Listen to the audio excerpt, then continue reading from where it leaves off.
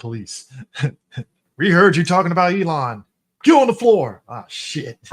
We got to go back 30 years. Yeah, about 30 years, sir. We 30 years too early for that right now.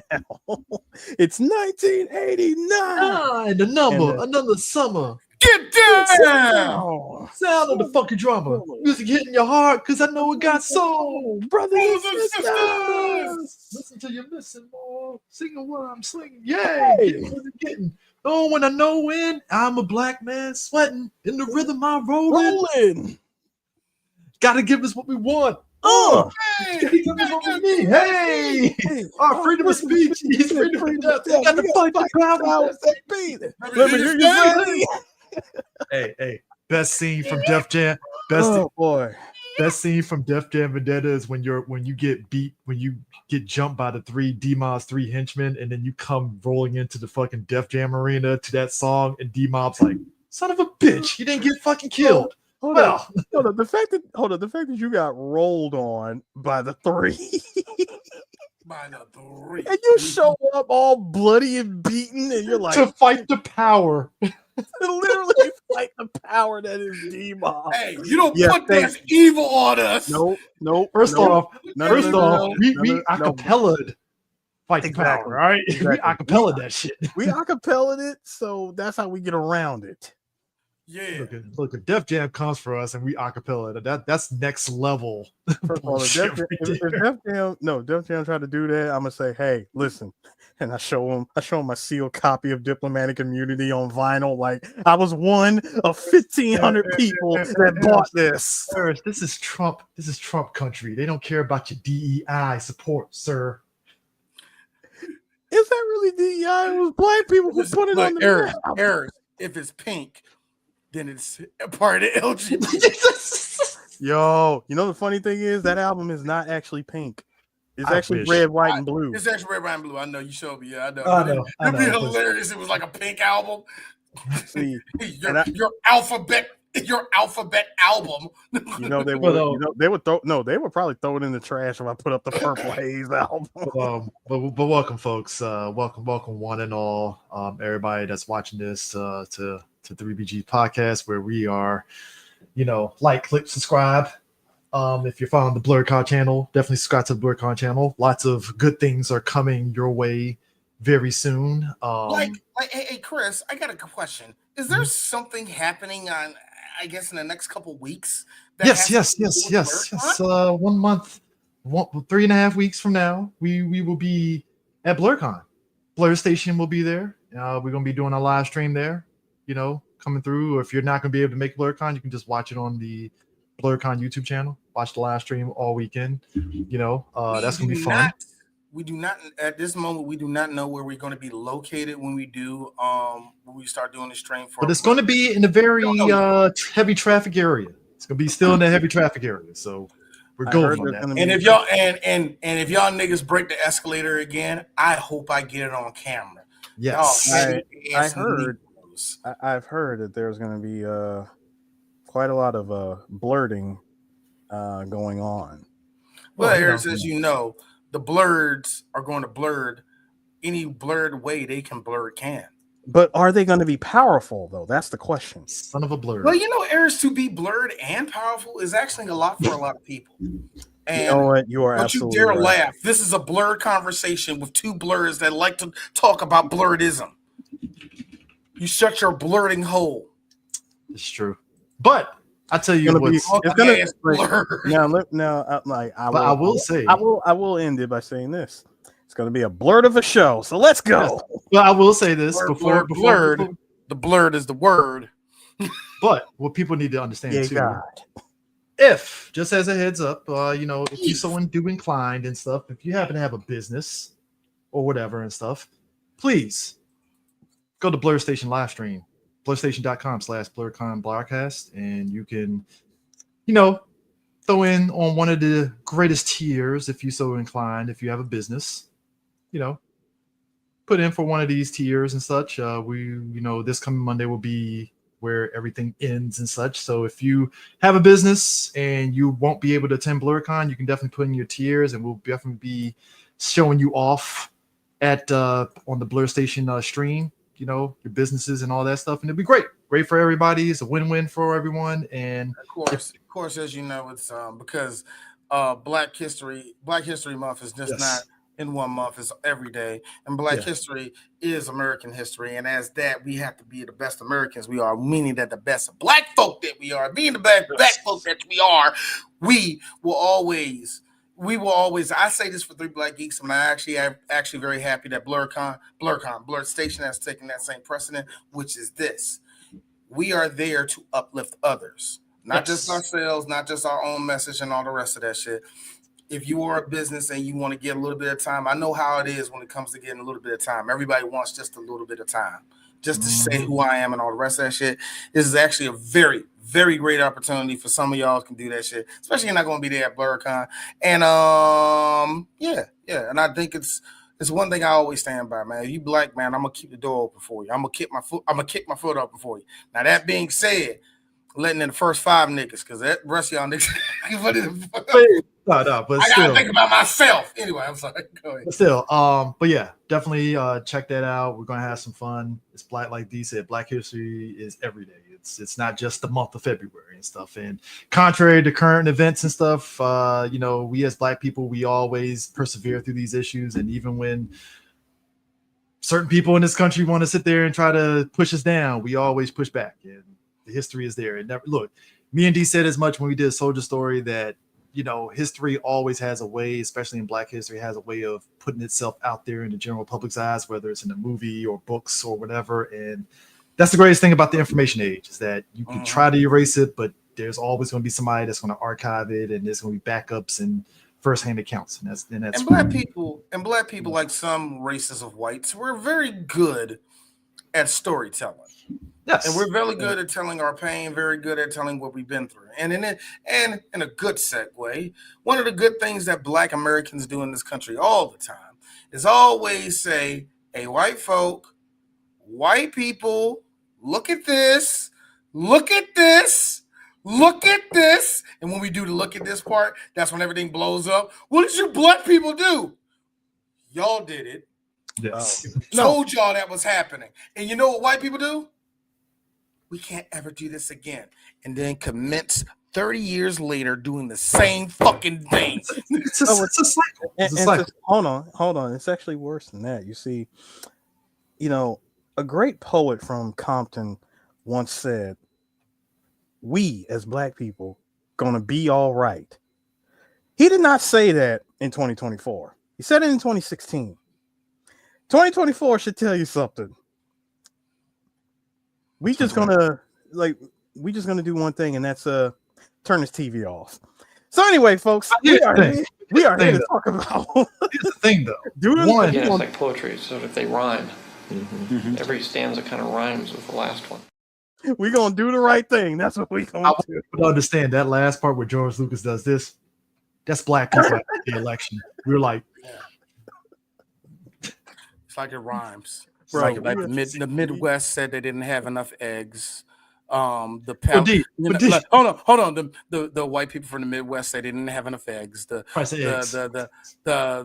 Middle Eastern people around the country said Kamala was going to kill them, and there was a bunch of white guys who never achieved anything in their life, thinking that they're alpha males, saying Kamala laughs like a witch. So it happens. It happens.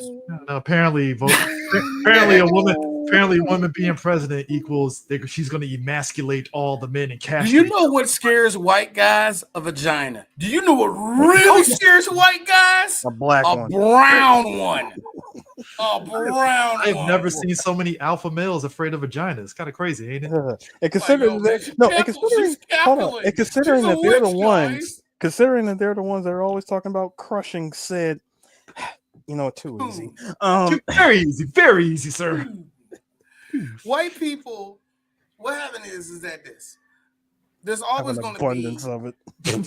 There's always going to be some sadness. I mean, something going on in this. Don't wipe it up. Just crush it.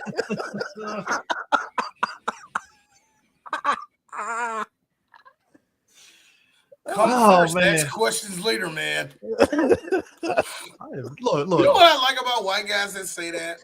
What? White guys that say they are the first ones to say that black guys don't take care of their kids, and then they commits to not taking care of none of they bastards.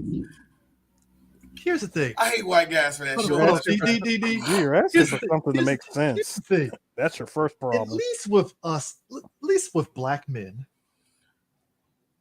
there's a consistency, right? Quran got locked up. Yeah, there's a consistency. Like, you know it's something, right? Like, we know what it is. White men, somehow, they play the Olympics on how dirtbag they can be. How dirtbag of a dad. Out of the situation.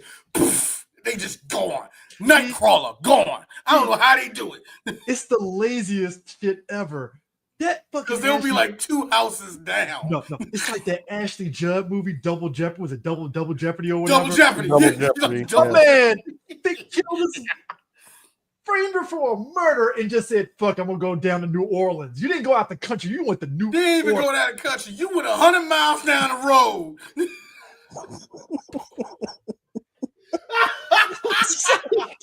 All right, one of the best teenage. What's the name of that teenage show? Being pregnant on MTV. Oh, 16 and pregnant. Yeah, 16 and pregnant. Okay, one of the best things I've ever seen in my life, and I felt bad for my own girl. It was some black girl that was on there, got pregnant by a white boy. Do you know this cracker? When she had to find this dude, she found him like months later, and she's like, "Are you gonna take care of your kid?" Well, my dad said I couldn't, so I can't do it. And just close the door. Again, this is not giving cover because this is actually a good segue into this movie. Do the right thing, right? So we're going to talk about the characters. The plot is going to be talked about as we talk about these characters. Chris, but it's I got 1989. Chris, this movie, let's just keep it real, and I'll let you continue. This was Spike Lee's Pulp Fiction before Pulp Fiction was a thing. Well, no, actually, okay, here's the weird part. And this is what makes it weird. I'm listening. Okay. You know what? No, you're right, because see, there you go. No, Kyle, I was saying I had to stop myself now. She's got to have it. She's got to have it was his Reservoir Dogs. Yeah. Do the right thing. Good movie that people don't talk much about. Yes. But Do the Right Thing was his Pulp Fiction. Yeah, so which is ironic considering they both kind of sort of don't like each other. Yes, they do not like each other. They don't. And you know what? Here's the funny thing about Spike Lee.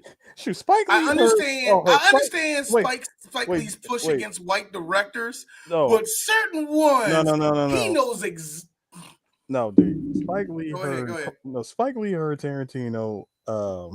He heard one of Tarantino's character just drop the N-bomb, and he let him have it. Yeah, well, it was the dead nigger storyline that. No. That was 2 years after. It was in Reservoir Dogs. He heard Steve Buscemi say it. Oh, it was a wrap. Well, Steve Buscemi's a likable guy. He's a likable guy, but Spike wasn't having it, bro. Come on. He has a staph infection.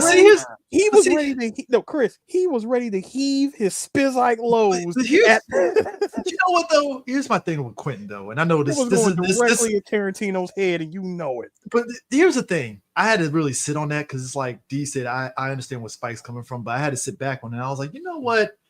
I can appreciate Quentin Tarantino throwing it in his movies because it does provide a sense of honesty on a segment of white people that probably do talk like that out here in this world. Yeah.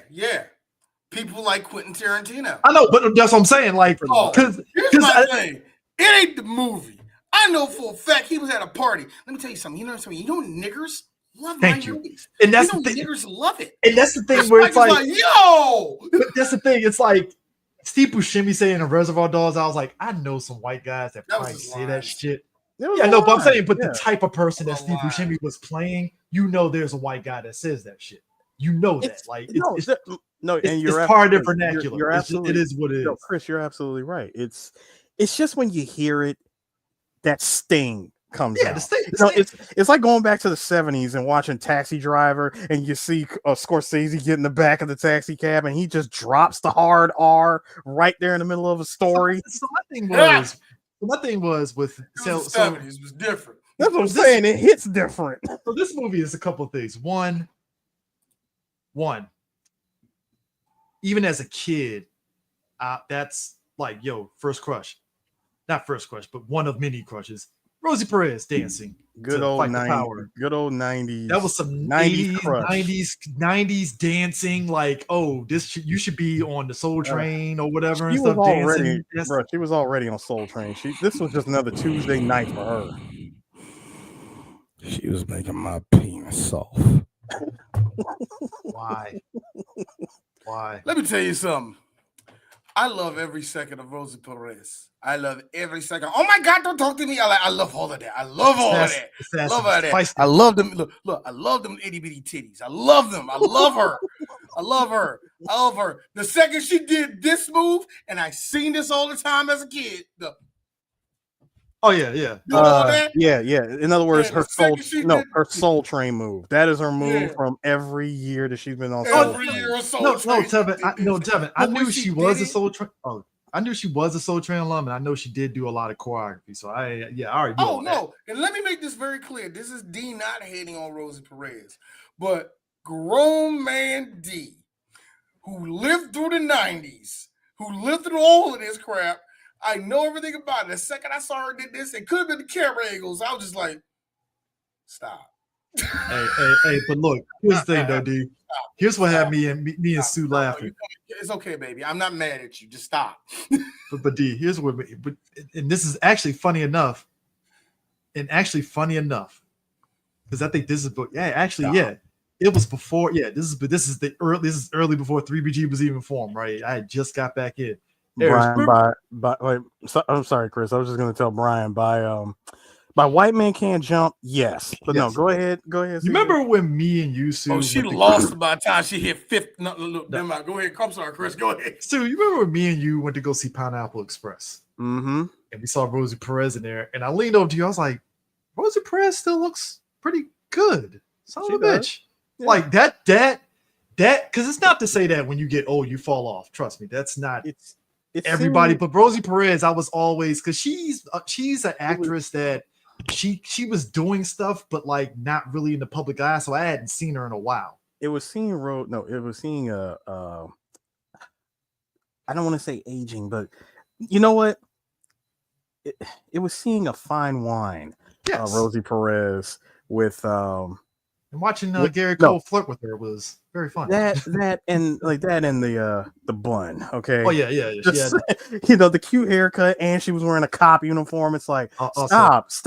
Eris doesn't want to cop to it, but he got slightly turned on when she was like, "I'm gonna fucking squeeze your testicles." To James Franco. Yes. And I was like, James Franco, you're in the jungle now, baby. That movie had no business being funny. It had no business being that good.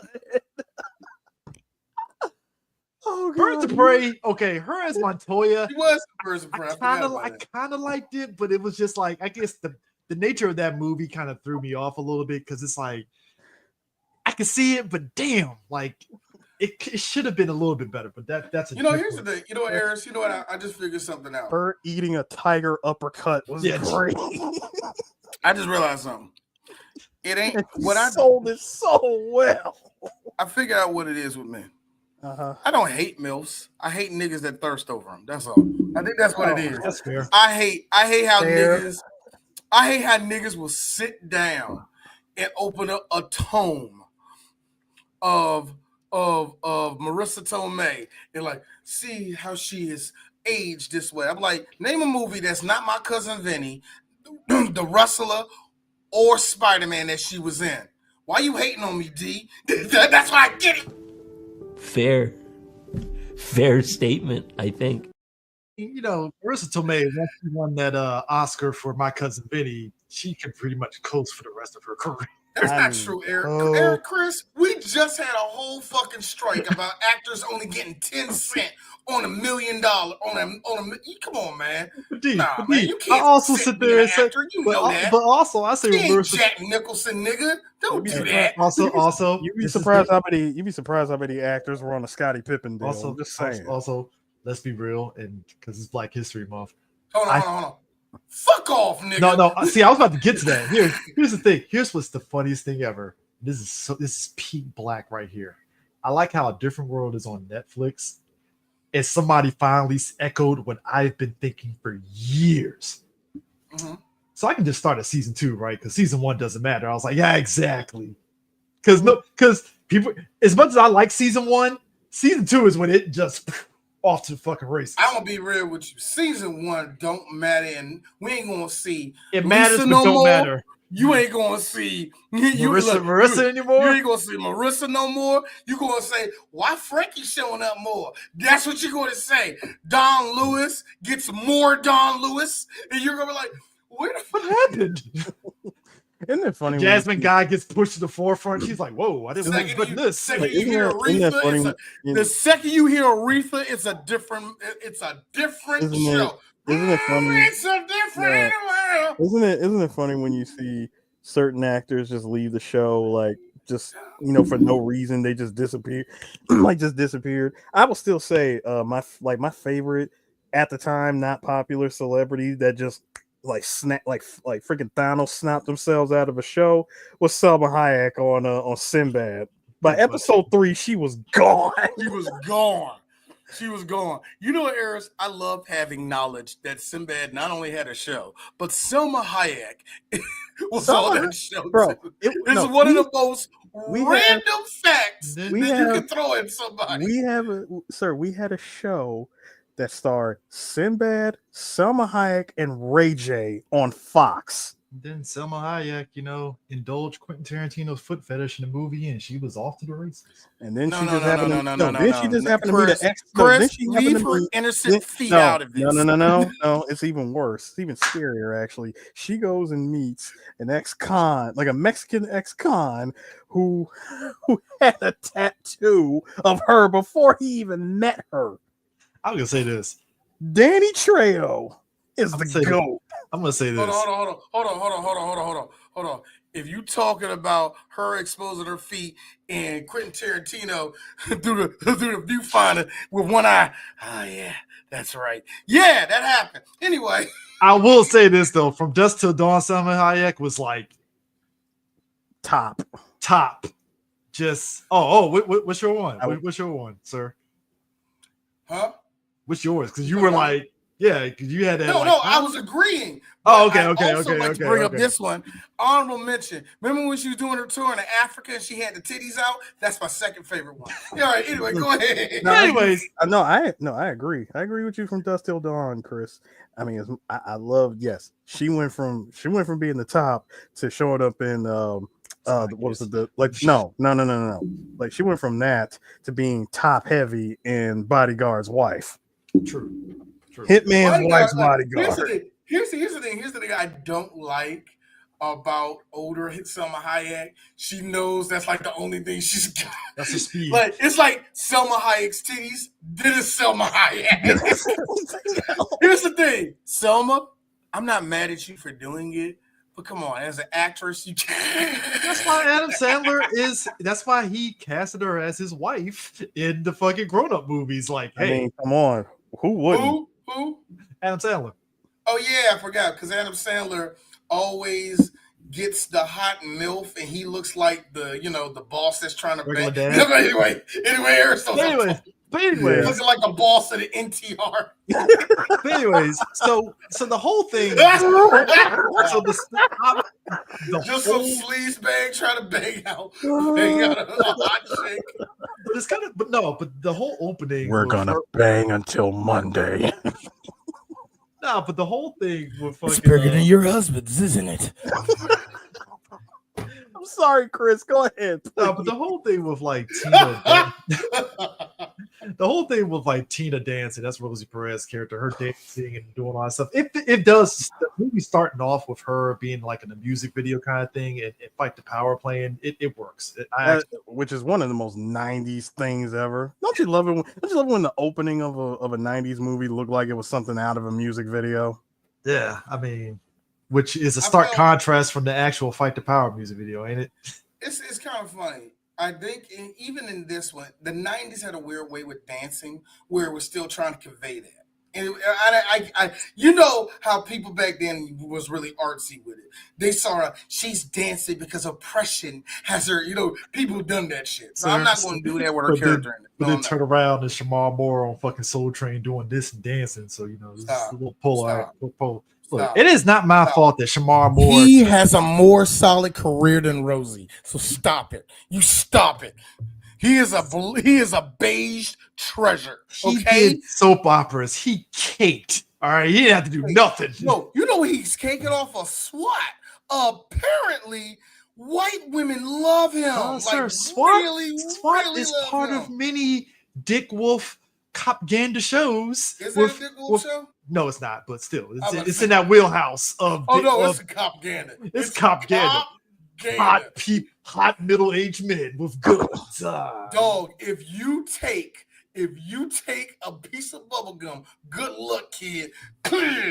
All right, drop your fucking hands. Shamar Moore smiling, ding in his teeth, like just beat the shit out of a 10-year-old kid. Shamar, why did you do that? Did that with a Colgate smile. I know, right? Hey, kids. All right, so no way he's black. No way he's black. He looks like a Crest man. Now check this out. All right, kid, all right, you hood bunny. I bet you're using AIM, ain't you? I was just about to say, hey, let's show our age. AIM. Bacon soda and nothing else. All right, sponsored by Burger King. Sponsored by Burger King and Depends. Sometimes you want to beat crime, but sometimes crime beats you.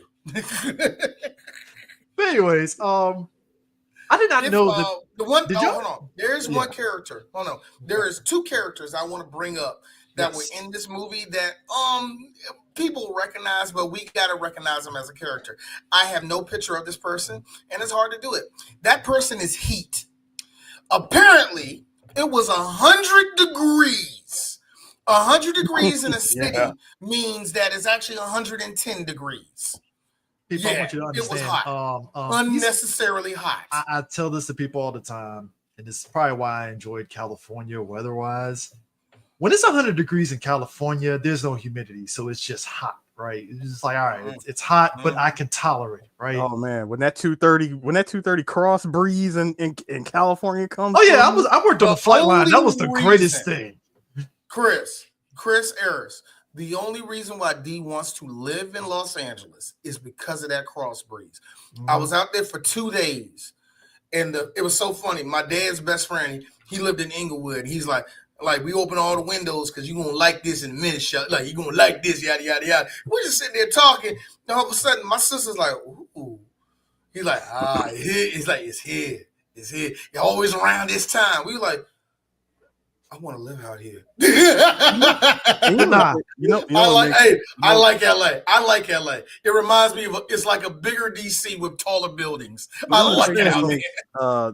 The thing that makes New York, especially that level of heat is East Coast. No, it's not just East Coast, dude. The type of heat that this movie was displaying was, it don't matter where you go. You are dropping a bucket of sweat. Here's the thing: East Coast humidity is the most disrespectful shit ever. Disrespectful. Even way worse in the South with the humidity, because for some reason, as soon as you hit that North Carolina border, it goes from 110 to 130. And you're like, what the fuck happened? Oh, and the thing that makes it worse is that you're surrounded by all those buildings, which basically funnels in all that humidity. Exactly. The metal where you're touching, you're like, shit. It's funny. I tell this to everybody, and Chris, we've lived through it. North Carolina heat is hot. It's hot. Do not get me wrong. It is hot. Slave heat. Go home, Brian. I'm sorry, I just caught this comment. Garfield, A Tale of Two Kitties, presented by Vagisil. Vagisil for the best cream, cream for your middle. Somebody either was, like you said, Brian, somebody was not reading the room, or somebody thought they were being clever. That's different from DC humidity 90 degrees. beaming directly down, not a cloud in the sky. That is one of the worst days to be in DC, because you know why? Because when it hits nighttime, it's going to be still 90 degrees. But it's still going to be slave nigga heat pumping through the whole city. Ian Stu knows this because we did this a lot in the early years of 3BG. Well, before 3BG, that summer nighttime drive. Put the window down and just keep going. But not like the heat and Fight the Power are like the background sort of additions to this movie. And Sweat is too.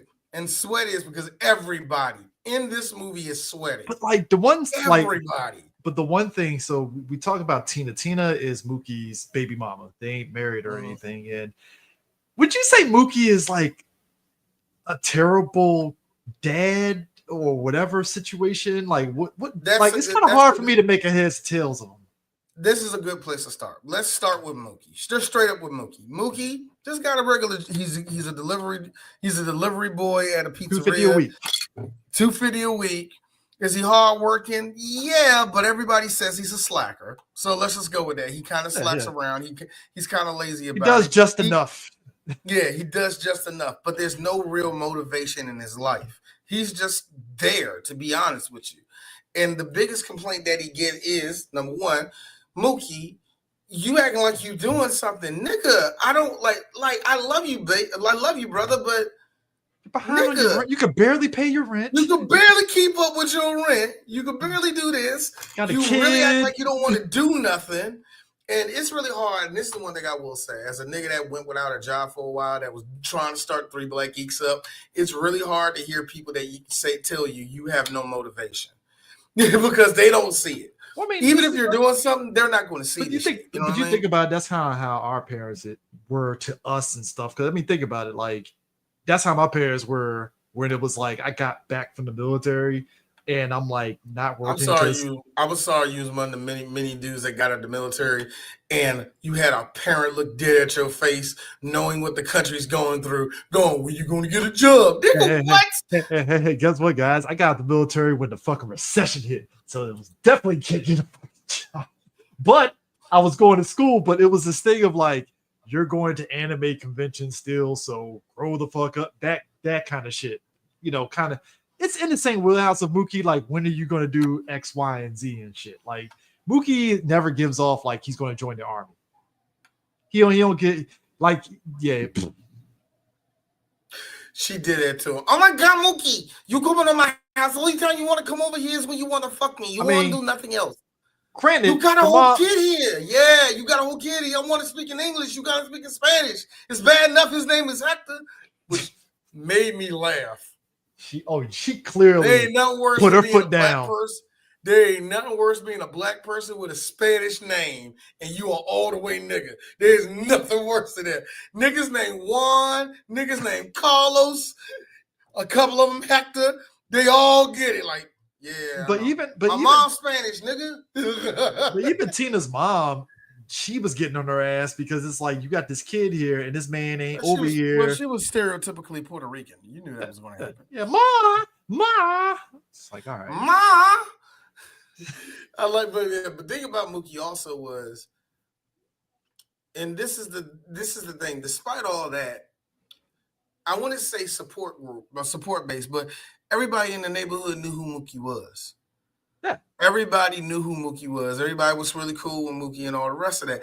But Mookie was to me the bridging path for us as the viewers to understand that everybody in that neighborhood was interconnected with each other in some type of way. Mm-hmm. You know what I mean? And everybody got a hood like that when you see the same people and all the rest of it. You're just seeing the stars of the neighborhood pretty much in this movie. And the neighborhood in this movie is Bed-Stuy. It's Bed-Stuy. Yeah. Currently packed with Caucasians now because they said, "Ew, filthy niggers."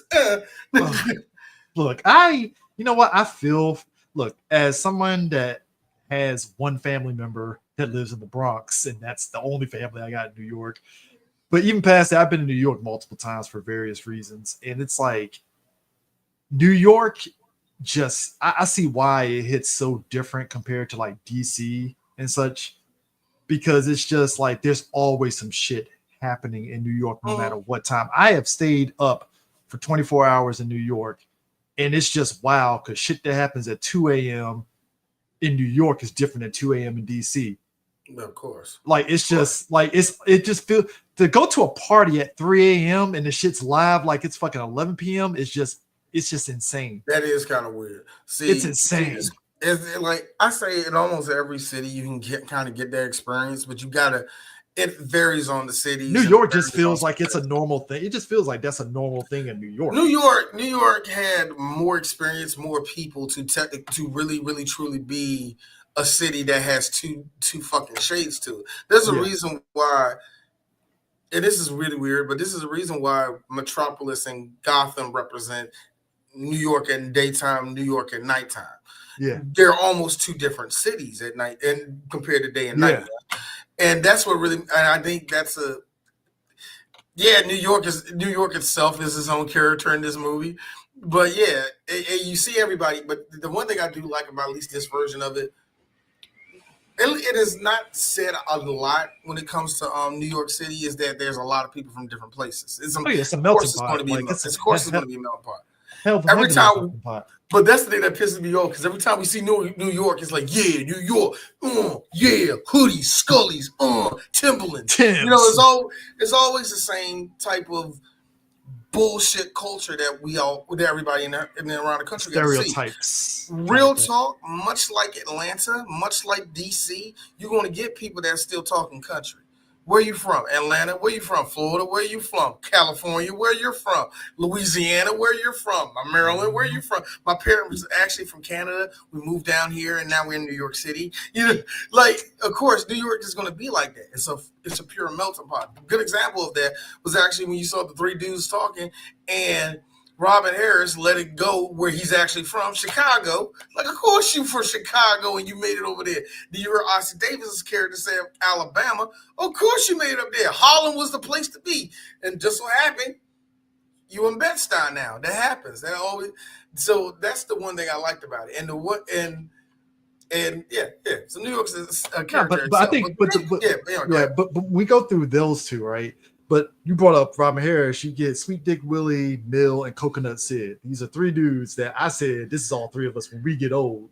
All right, I know for a fact. Look, first of all, don't you put that evil on any of us to be these old heads sitting out here talking about the days that. First off, Robin Harris was all every bit 38 in this movie, acting like he was 59. So that's a strong 38, sir.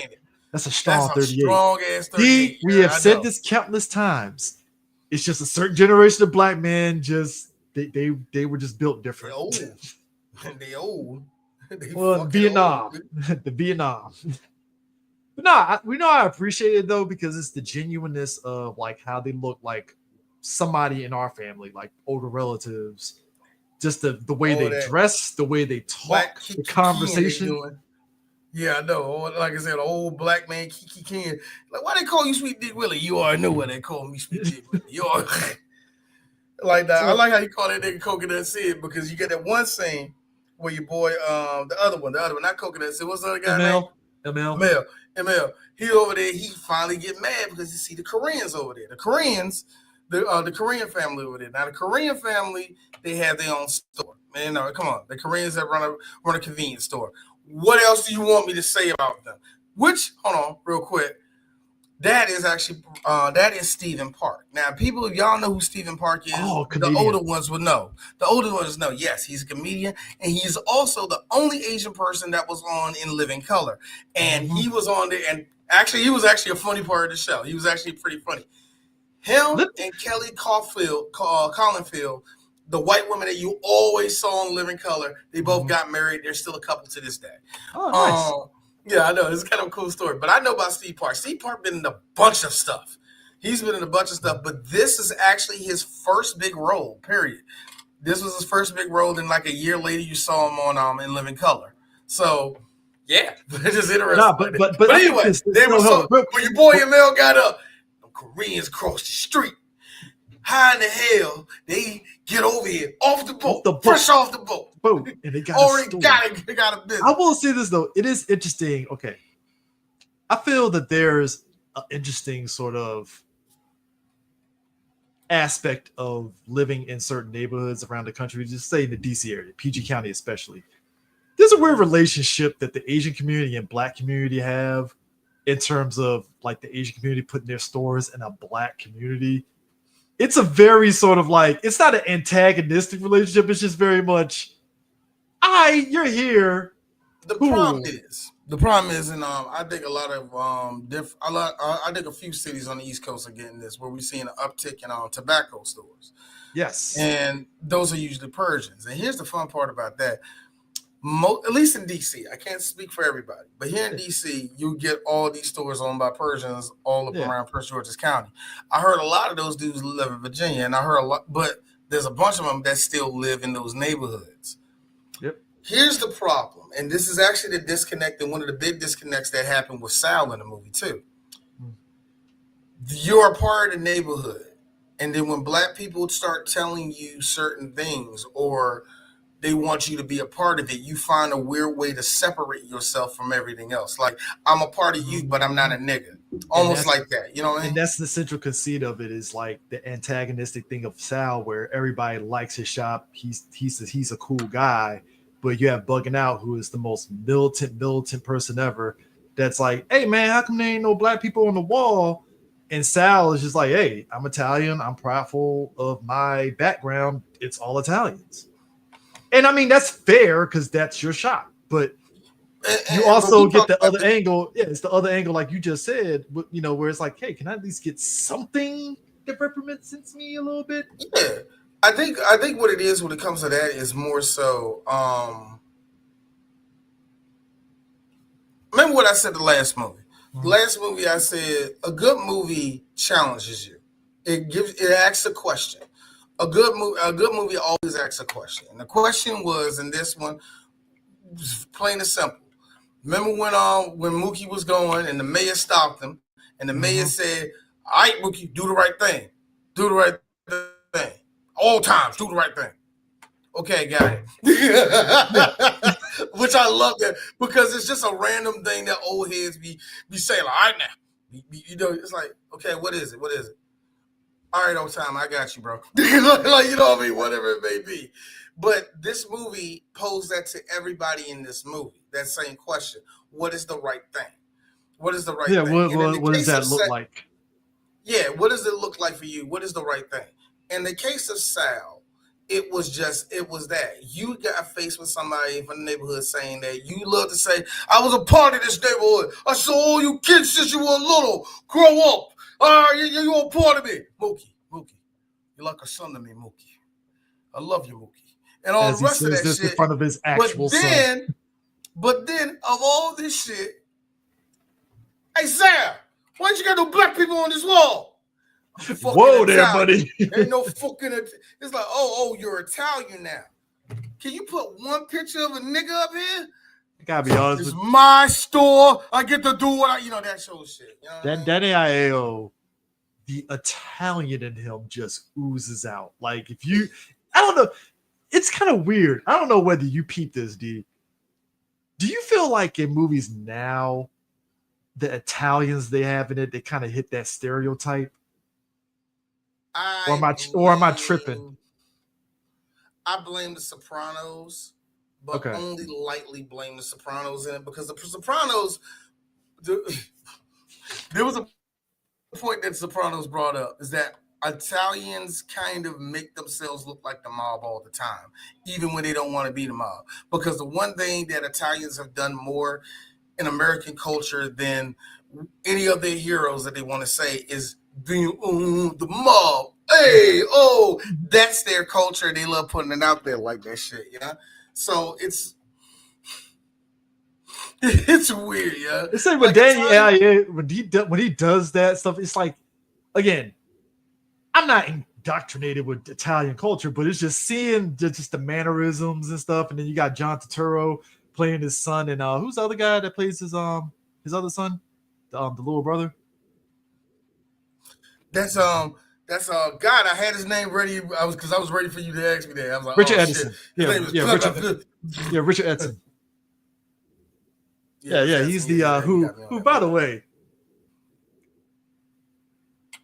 love him in Ferris Bueller's Day Off as the guy that steals the fucking car, and him and his boy fucking driving that shit, Cameron's dad's car, when they did the fucking Star Wars shit and in the car and stuff. That was him. This is Black History Month. You will not bring up the most Caucasian movie ever. A Ferris Bueller and his. No, it ain't. First, I'm a white guy. How can you get away with it? No, we're not doing it. That's how we get Trump voters, Chris. That's how we got Trump voters. Niggas ain't got dudes that don't get their feet put to the fire. That's how we get Trump voters. Hey, Matthew Broderick is a wonderful ally, sir. Come on now. He has to be, man. I'm going to hell for this. He has to be. You know, when somebody, the human race marries a racehorse, God damn it, I couldn't do it. Clydesdale, sir. Clydesdale. She's not it. Her whole face looks like the Ninja Turtle Foot Clan sign. Look. No, but going back to the Korean people is that or a leper colony. I felt also that was a stereotype also of the 80s and especially 90s. They did the Korean couple that owns the store and is very stereotyped. Koreans did that to themselves because every Korean I knew during that time was hurry up and bite. All of them were the same way. They did that to themselves. Them in Radio Raheem when he was like double D batteries 20 and they're like D. And I'm like, oh God. The macho. See, buddy. My motherfucker, you know, motherfuck you. You good motherfucker. You know what? I do that with Spanish people, man. I swear. I do that shit with Spanish people. Spanish people say some shit to me. They're like, nah, your homie, I got you, man. I got you, homie. Use me. Nah, funny motherfucker. Fam, it was way too hot. It was way too hot to be going back and forth like that. I mean, it really was. I mean, like, look, only an old person would think I need a cold beer in this 110-degree weather and not even a Miller High Life. This man had to get a Miller Lite. You want to talk about disappointing your day even further on a hot day?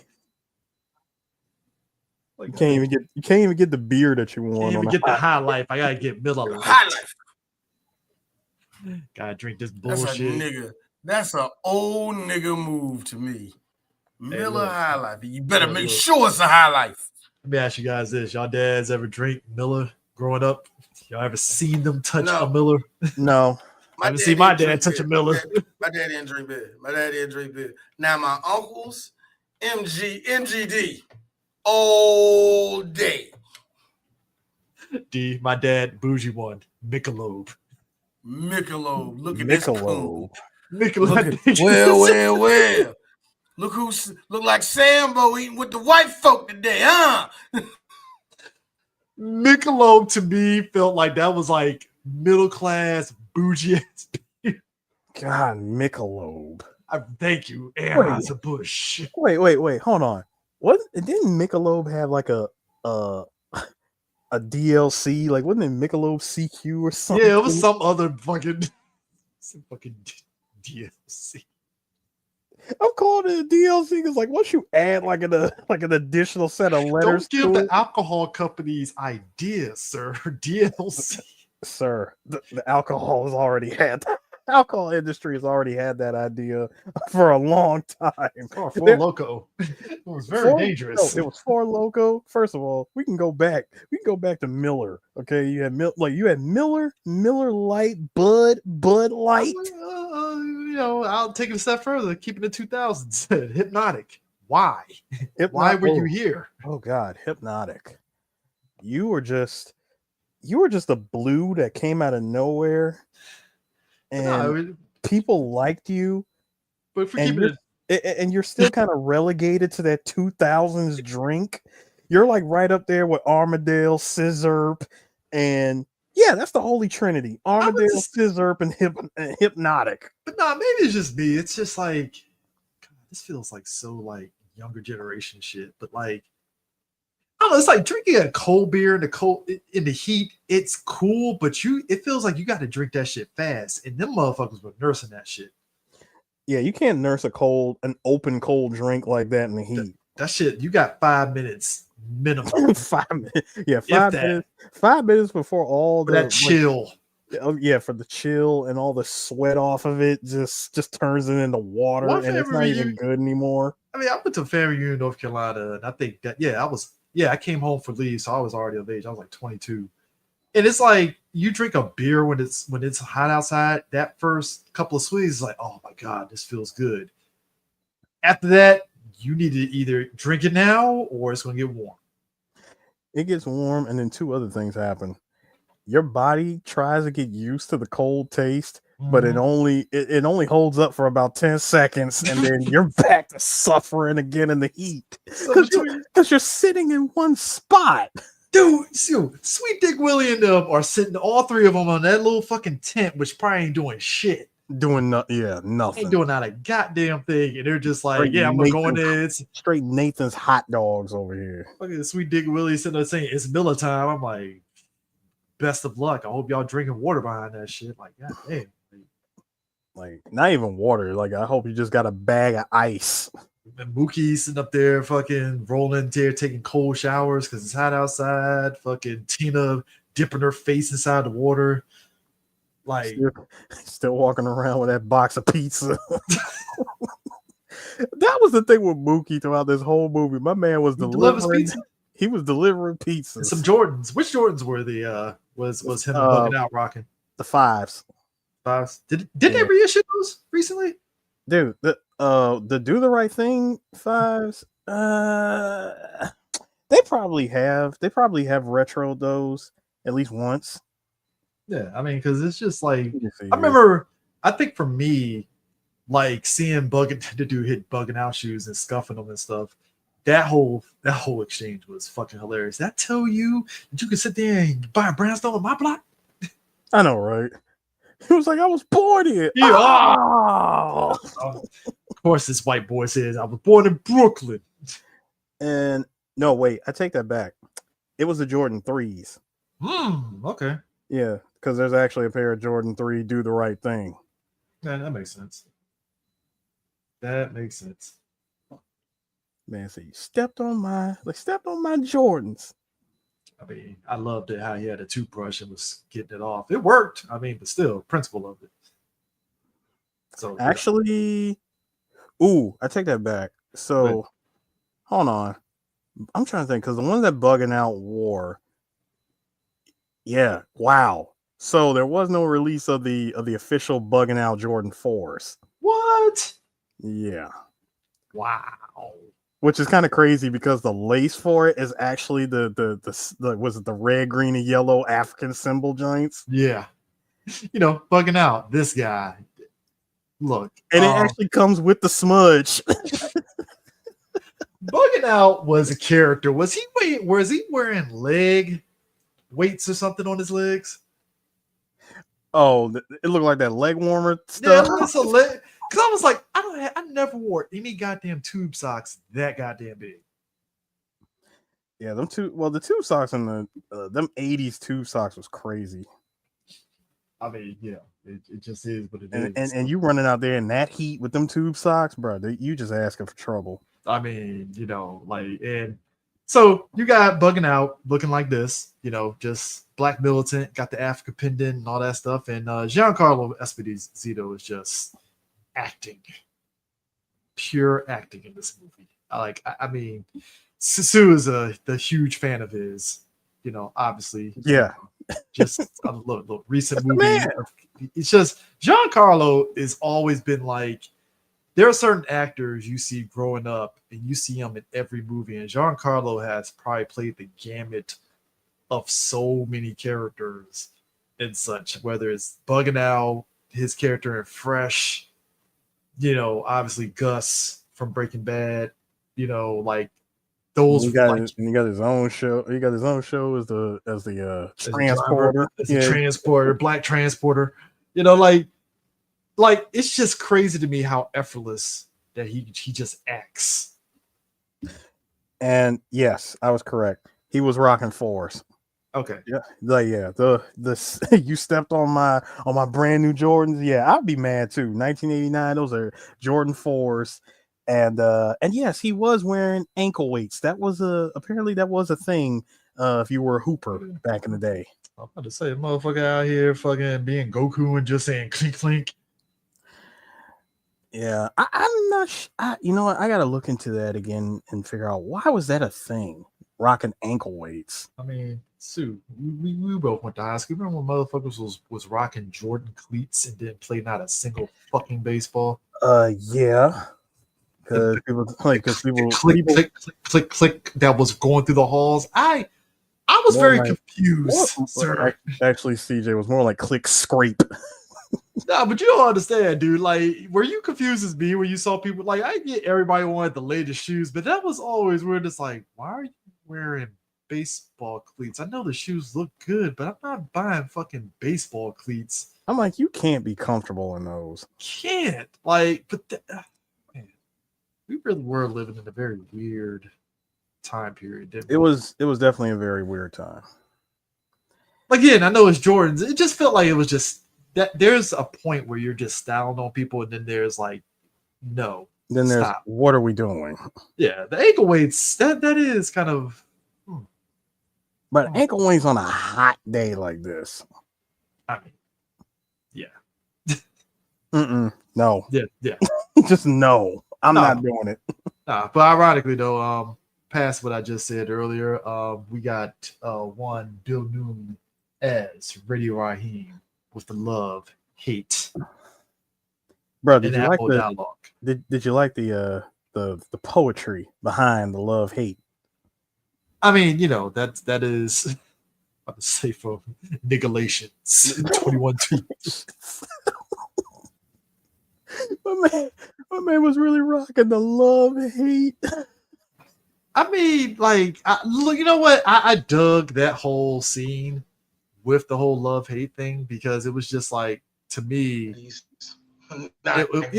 yeah, very 90s. It's, and I had some relatives that had that rocked it and stuff, you know, and I forgot who. Do you remember that cover, that Marvel cover, where it was like Luke Cage and he had the fucking shit that had Cage on it and stuff, kind of like Radio Raheem? Thank you, Tevin.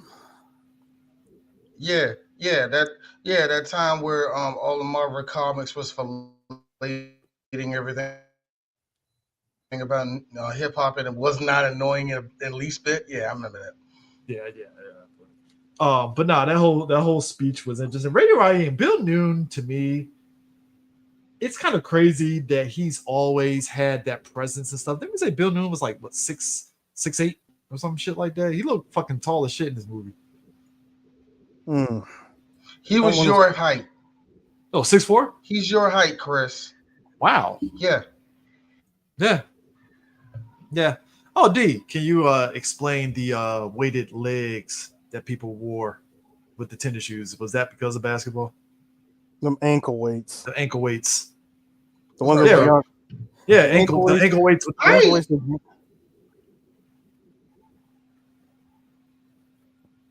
Nah, go ahead. No, I said ankle weights. What? The ankle weights that Giancarlo was rocking in this movie with the Jordan 4s. Okay. I remember my dad had ankle weights, but my dad played basketball and he did light aerobics. So that could be it. If there were a thing I didn't know, like apparently I knew people use the ankle weights to do like jump and shit, like to work on their calf muscles and stuff like that. But if it was a fashion thing, I was probably too young to know about that. As we were. Okay, makes sense.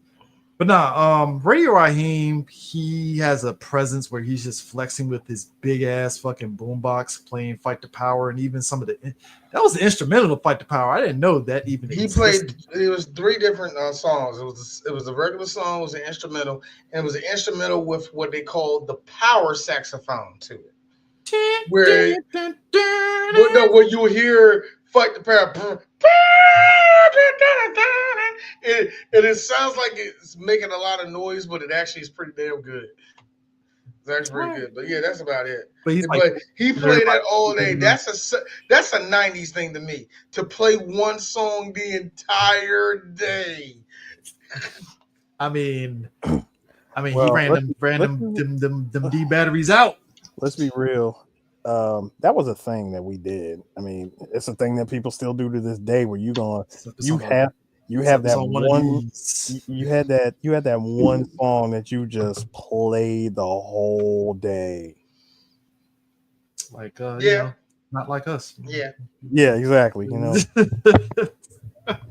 you know.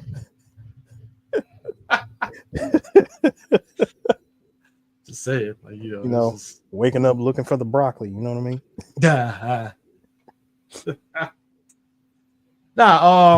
We have a bit of a black all-star moments in this movie with actors, and Ozzie Davis and Ruby Dee. I mean, but we got the older black excellence and the power black couple, Ozzie Davis and Ruby Dee. Yes, Ruby Dee, who is more known. Here's the funny thing: Ruby Dee was more known for her stage than Ozzie Davis was on camera, a little bit more than her. Mm-hmm. So, but still, everybody knew who the two were. The moment was for me. Mm-hmm. Your boy Mayor saves a young child from getting hit. He dives, knocked the kid over and everything. Mom beats the kid's ass. As black moms did back 90s. I mean, not 90s, 80s, whatever. Blackness back then. And I like it. Here's the thing. Like I said, everybody in this story, everybody in this movie has their own story. And with the mayor is, he knows he's a fuck up, but he's trying his best to make sure everybody's at their best, even though he's a straight up bum. You know what I mean? He's one of those people that wants the best out of everybody around him, despite this nigga being in a full suit, being in a full suit in 100-degree weather, trying to drink a mildly chilled Miller High Life. He is a black man from Alabama. That is the go-to thing. You gotta put on that sports jacket, the white shirt. But the part that get me, he get best of the best instead of this. Wow. Huh. That's a weird pivot. It's like Spike Lee or Eric Roberts. Like Spike Lee was unknown. I must say, I actually like that Eric Roberts. It wasn't Eric Roberts. I like Chris Penn. It wasn't Eric Roberts. Don't start that. Chris Penn guy is a storyline where we beat Korea. That's the plot. The best. We gotta beat the evil Koreans. You know how fucked up that is? Do you know how messed up? You know why we did that?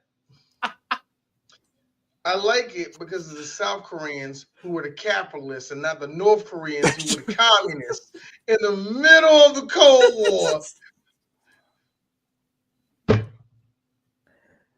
So we were just Taekwondo magic. I don't know. Fucking, I don't know. But no, here's the thing. We were just since y'all brought up Ruby Dee's, we were just asked, are we gonna do Jungle Fever? You know what? Woo. Good example. Right.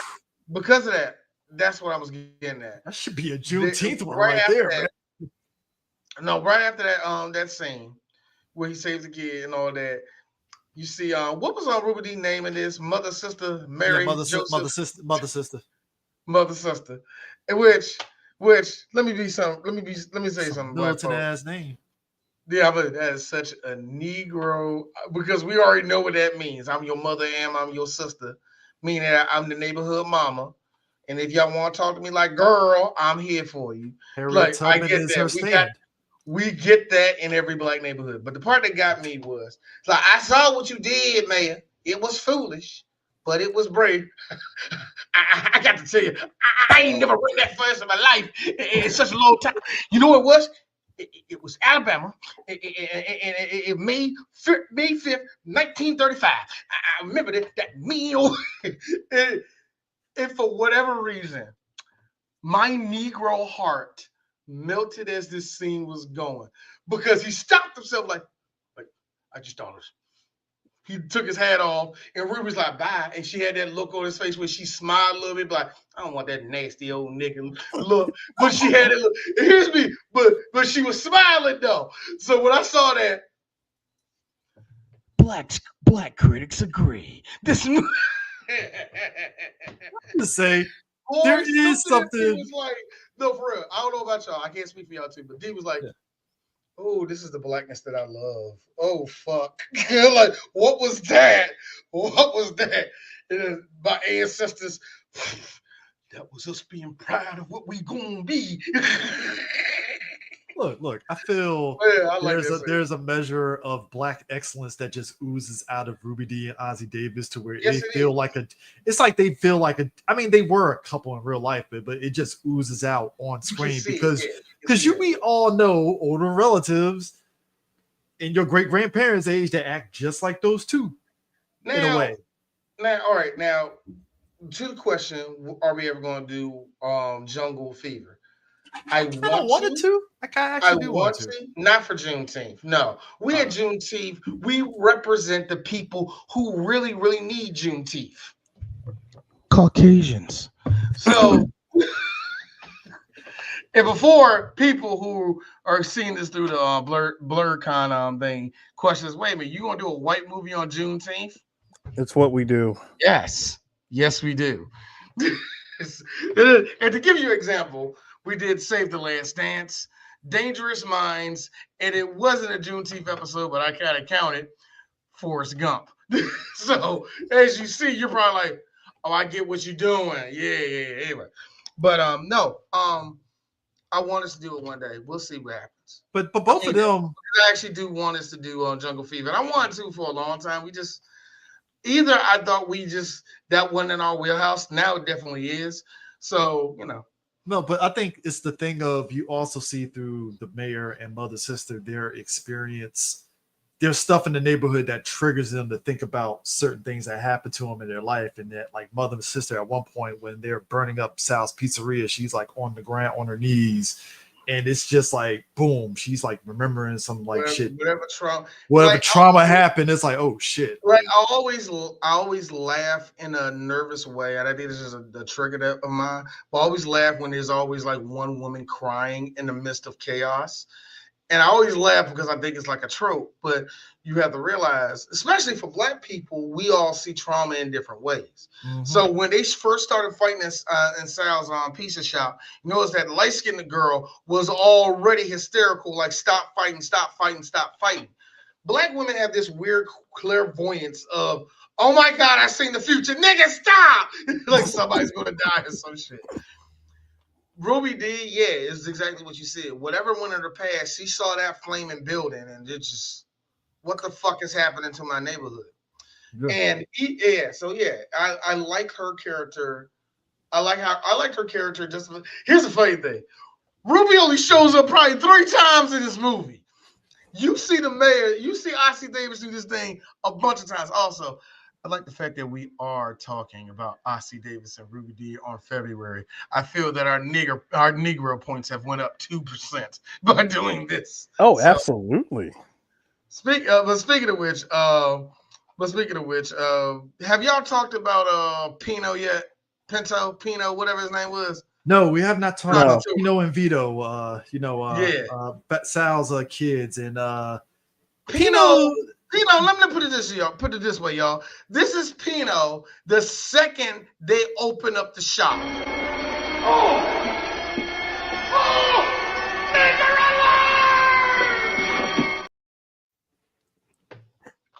I have been waiting to use that clip for the longest time. Oh, dearie dear. I've been waiting to use that clip. You know something? The fact that clip was allowed to be used, but dare I use a Nick Fuentes clip? Waterman, you know that YouTube doesn't care about Black people saying the N-word. I am as well as I do. I am just saying, my brother, you know they don't care. I am just saying the levels in the again. I want you to understand, folks. Put that picture back up there. Do you put the picture I'm back sorry. up? That quick again was errors. That was purely error. Put that picture back up. I want people to understand the Assalamu levels. alaikum. Assalamu I alaikum. want people to understand the levels in this pick, because understand that's black people telling white people we're not helping you anymore. We're not. We're not. Oh. No. You said no to Obamacare, remember? You said no to that. Let me tell you. Kamala said, I'm not talking to Netanyahu no more. You said, you're going to kill Gaza. No, you want this. So you asked for it and you got it. So please, please, Cracky, understand. This is what you wanted. And you know what? I'm going to use your language, and I'm going to use the whole hard R. Niggers are not coming to save y'all. Let me make it very clear.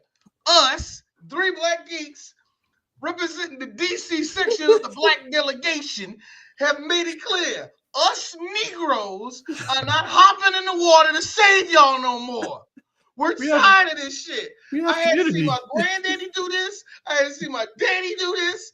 I had to see everybody's uncle. I had to see black women give their soul to y'all just for you to go, look here, Laquita, we're trying our best, but we don't want to work as hard. We have to do. I'm tired of that. I'm tired of seeing my sisters give their energy to help y'all out. I'm tired of seeing Only my to get gay thrown black, under the bus. I am tired of seeing my gay black brothers be your little bridge to Negro culture. I'm tired of that. I hope y'all crackers die. I'm sorry, no, we can't go that far. Can't go that In far. Minecraft. In Minecraft. In Minecraft. Fortnite. And I hope the person that does it has the most Negroish haircut in the game. And No. Hold up. I'll make it even safer. Anyway. I make it safer. Old 8-bit Nintendo. Yes. You turn into a little fairy dust and float away. But anyways, Pino, it's funny. Of Kendrick Lamar, the nigga's only 5'5", and y'all scared of him. Well, here's my thing.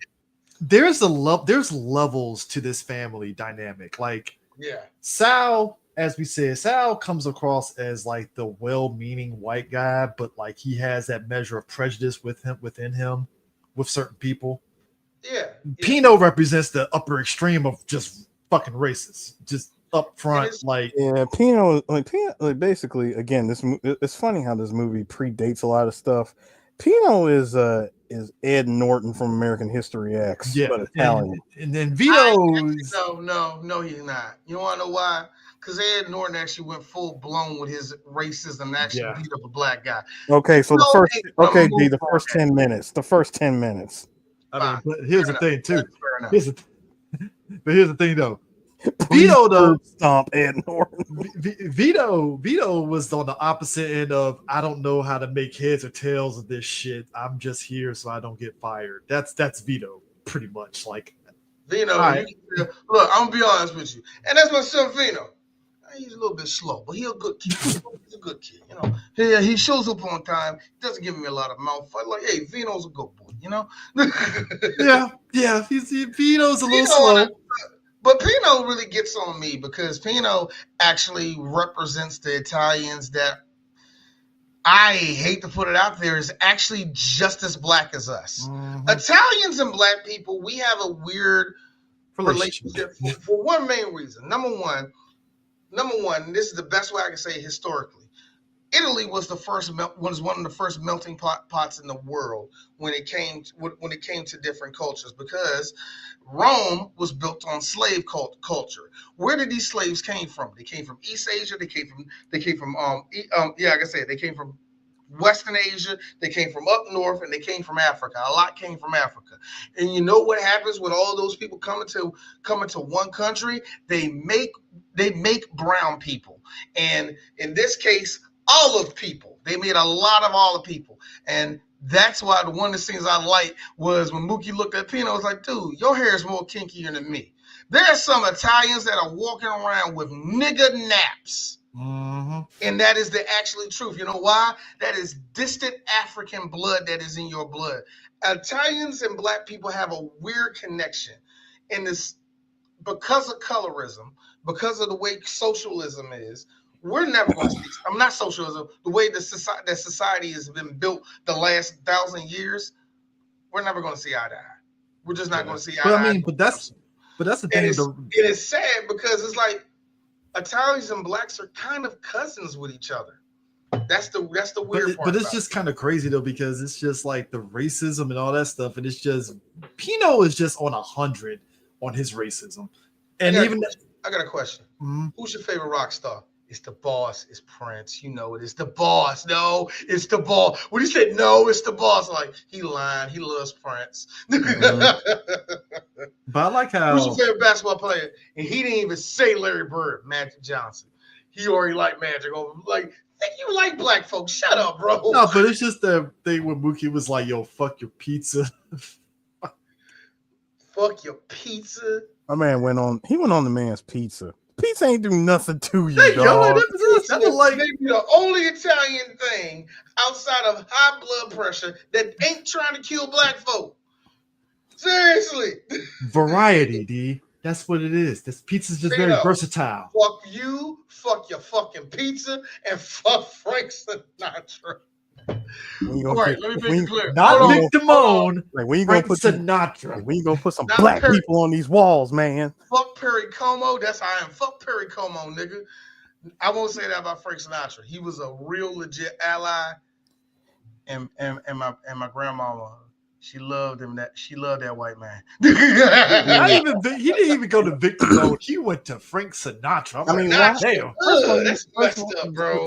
Like Chris, first of all, you're not gonna go to Victor Moan, seeing how he did take one of our sisters. No, yeah, I wouldn't say that. Fuck Victor Moan, nigga. Fuck him. Taking black women away from. Hey, listen, that was Diane's choice. Okay, that was her choice. That is fair. That is very fair. Heirs. Stop making points when I'm trying to be for the black people, right? No, see, Black History Month, sir. No, I'm making a point, regardless of nationality's history. Okay. No. Speaking of fine sisters with white guys. Y'all saw that picture of Serena's husband without a shirt. Oh yeah, I saw that. I died laughing. Gotta be honest with you, D. Gotta be honest with you, D. Hold on. Here's the thing. In this age of AI, I'm kind of like, is it actually legit or is it AI? Chris. It don't. I'm not saying it don't matter.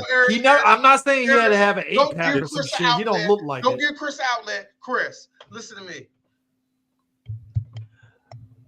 Lift every voice and sing till earth and heaven ring. Ring with the harmony of liberty. Now you tell me again, fine ass 10 out of 10 Serena Williams is walking around with a regular white man. Can you at least admit that? We've both admitted Tristan. That's all I asked. No. I ain't say he had a floppy body. No, I ain't say he had a small dick. I D, said admit that nigga's body, Elon Musk, has an Elon Musk body. That's all I asked. He is shapes. Okay? He is shapes. He is shapes. He has a formation. It's a formation that you don't have to see. Okay? You don't have to see it. Anyway, I'm like, in all seriousness, though, I mean, the moment that picture did come out, the moment that picture came out and we saw it, there was a good chunk of Negro men out there was feeling like, look, all I'm saying is like.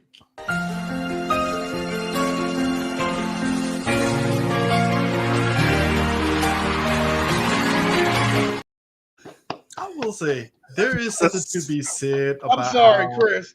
I am not letting a race that looks like they don't do push-ups naturally tell me that my race is not a superior. Look. I say love who you love, man. If Serena wanted to fuck a mannequin, god damn it, fuck the shit out of that mannequin, girl. But I'm gonna get my shots in. Get my shots in. talking about a race of people where the head of the fucking military is the most dude bro, soft ass motherfucker ever. But why do we? Hey Chris, I don't want. There's a reason why Eric started playing that political shit earlier today. I took my headphones off. I'm really done with all of this. I don't want to hear nothing. I want to close my ears. I want to close my eyes, open it up. 4 years is over. New York City's burned to the ground. The White House is on fire, and we're ushering in a new president that ain't Donald Trump. D, So, I just wanted. saying. D, listen. I just wanted to hear Bernie talk. That's all. Bernie doesn't want to. Bernie is. This is all you had to do. George. The 1%. George. Save your money. That's all you had to say. First off, Bernie is too busy. March with Martin Luther King. All right. Bernie is too busy staring. Bernie is too busy staring a hole inside Elon Musk's soul every time he sees him and shit. Boy, like he wants to put the fade to him, but he can't do it because he's old. So it's like Bernie has a Louisville Slugger inside of his office. The second Elon Musk say, "Hey Bernie, this is your Elon thinking he's a big dick. Oh, this is your office, Bernie. Bernie like close the door. Take out that bill. I've been waiting on this motherfucker.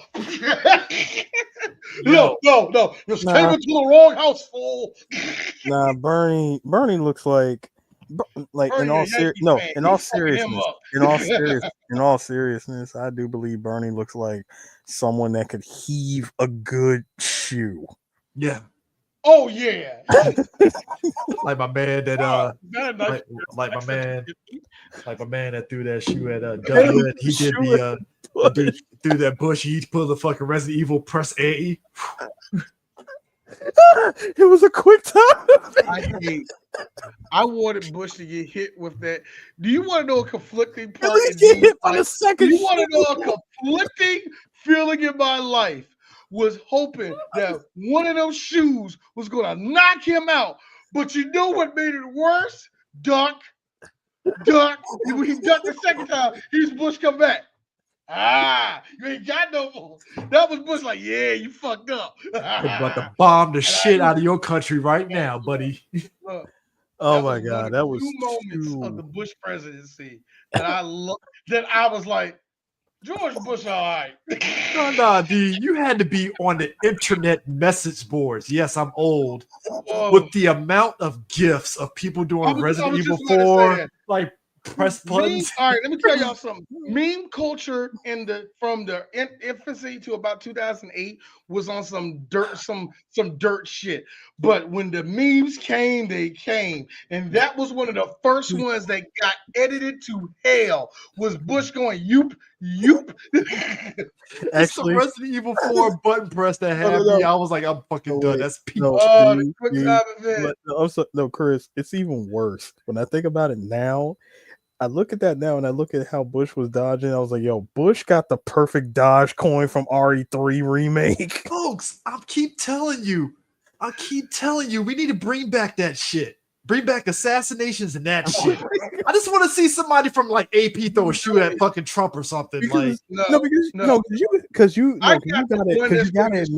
gotta admit, when dude threw the shoe, that first one, okay, it seemed like it might have been off. That Secret Service agent got fired off that shit. You know they did. No, but listen. The first one seemed like it might have been off. That second one was on point. Somebody said it best. Somebody said it best. If my man didn't yell, he would have got him in the fucking face. Oh, he would have. The yell is what set it off. Eris, you don't remember what you said? You don't remember what you said, Eris? It hit me. I remember what you said. You don't remember what you said, did you, Eris? Go ahead. You said George Bush turned into a KOF character all of a sudden and just side dodged. Oh, yeah, the side step. Bush Otto. He didn't even have to just defend it. He just straight sidestepped. Listen, dog. Somebody from Secret Service got fired that day for that first shoe. Like, bro, you didn't even fucking run towards Bush or anything like that first shoe. Not fuck. I'm sorry. RIP to my big sister. She said He knew it was coming. That's why he was smiling so hard. That has never got out of my mind. That a part of me thinks that Dick Cheney was like, all right, George, when you get in there, note what I just did. I had to do the paralyzed face. All right, George, when you're in there, it's gonna be two. D. So that's gonna be Stacey Adams. Yeah, Stacey Adams can actually hurt you. These are not gonna hurt you if it actually connects. D. You gotta do this. I'm sorry, Dick Cheney, for going to this shit. Yo, look, man, I fucked up. I ain't gonna fake. I the one that ran out in front of you, dog. So, Mr. Cheney, I'm sorry. Y'all understand how much of a villain you have to be for the person you shot his face up? If I elbowed you in the nose and broke it on an accident, probably not an accident, but accident. Mm-hmm. And then we had a whole cookout. Everybody know, D, you wrong as fuck. And you walk over there. How you doing, D? So what's up, man? That's what that was to me. Everybody talking about it. So you just cool with that nigga now? My man apologized for jumping in the shot. I love Eric. Look, Eric is my best friend. Love this nigga to death. If he fart too loud around me, I ain't talking to him for a week. This nigga gets shot dead in the face. And he apologized. You know what it was? Dude, that's like hold up. That's like Mookie throwing the trash can through Sal and Sal apologized. Hold on. To be fair, D. To be fair, Eris. First off, that's science fiction. White people never apologize. All right.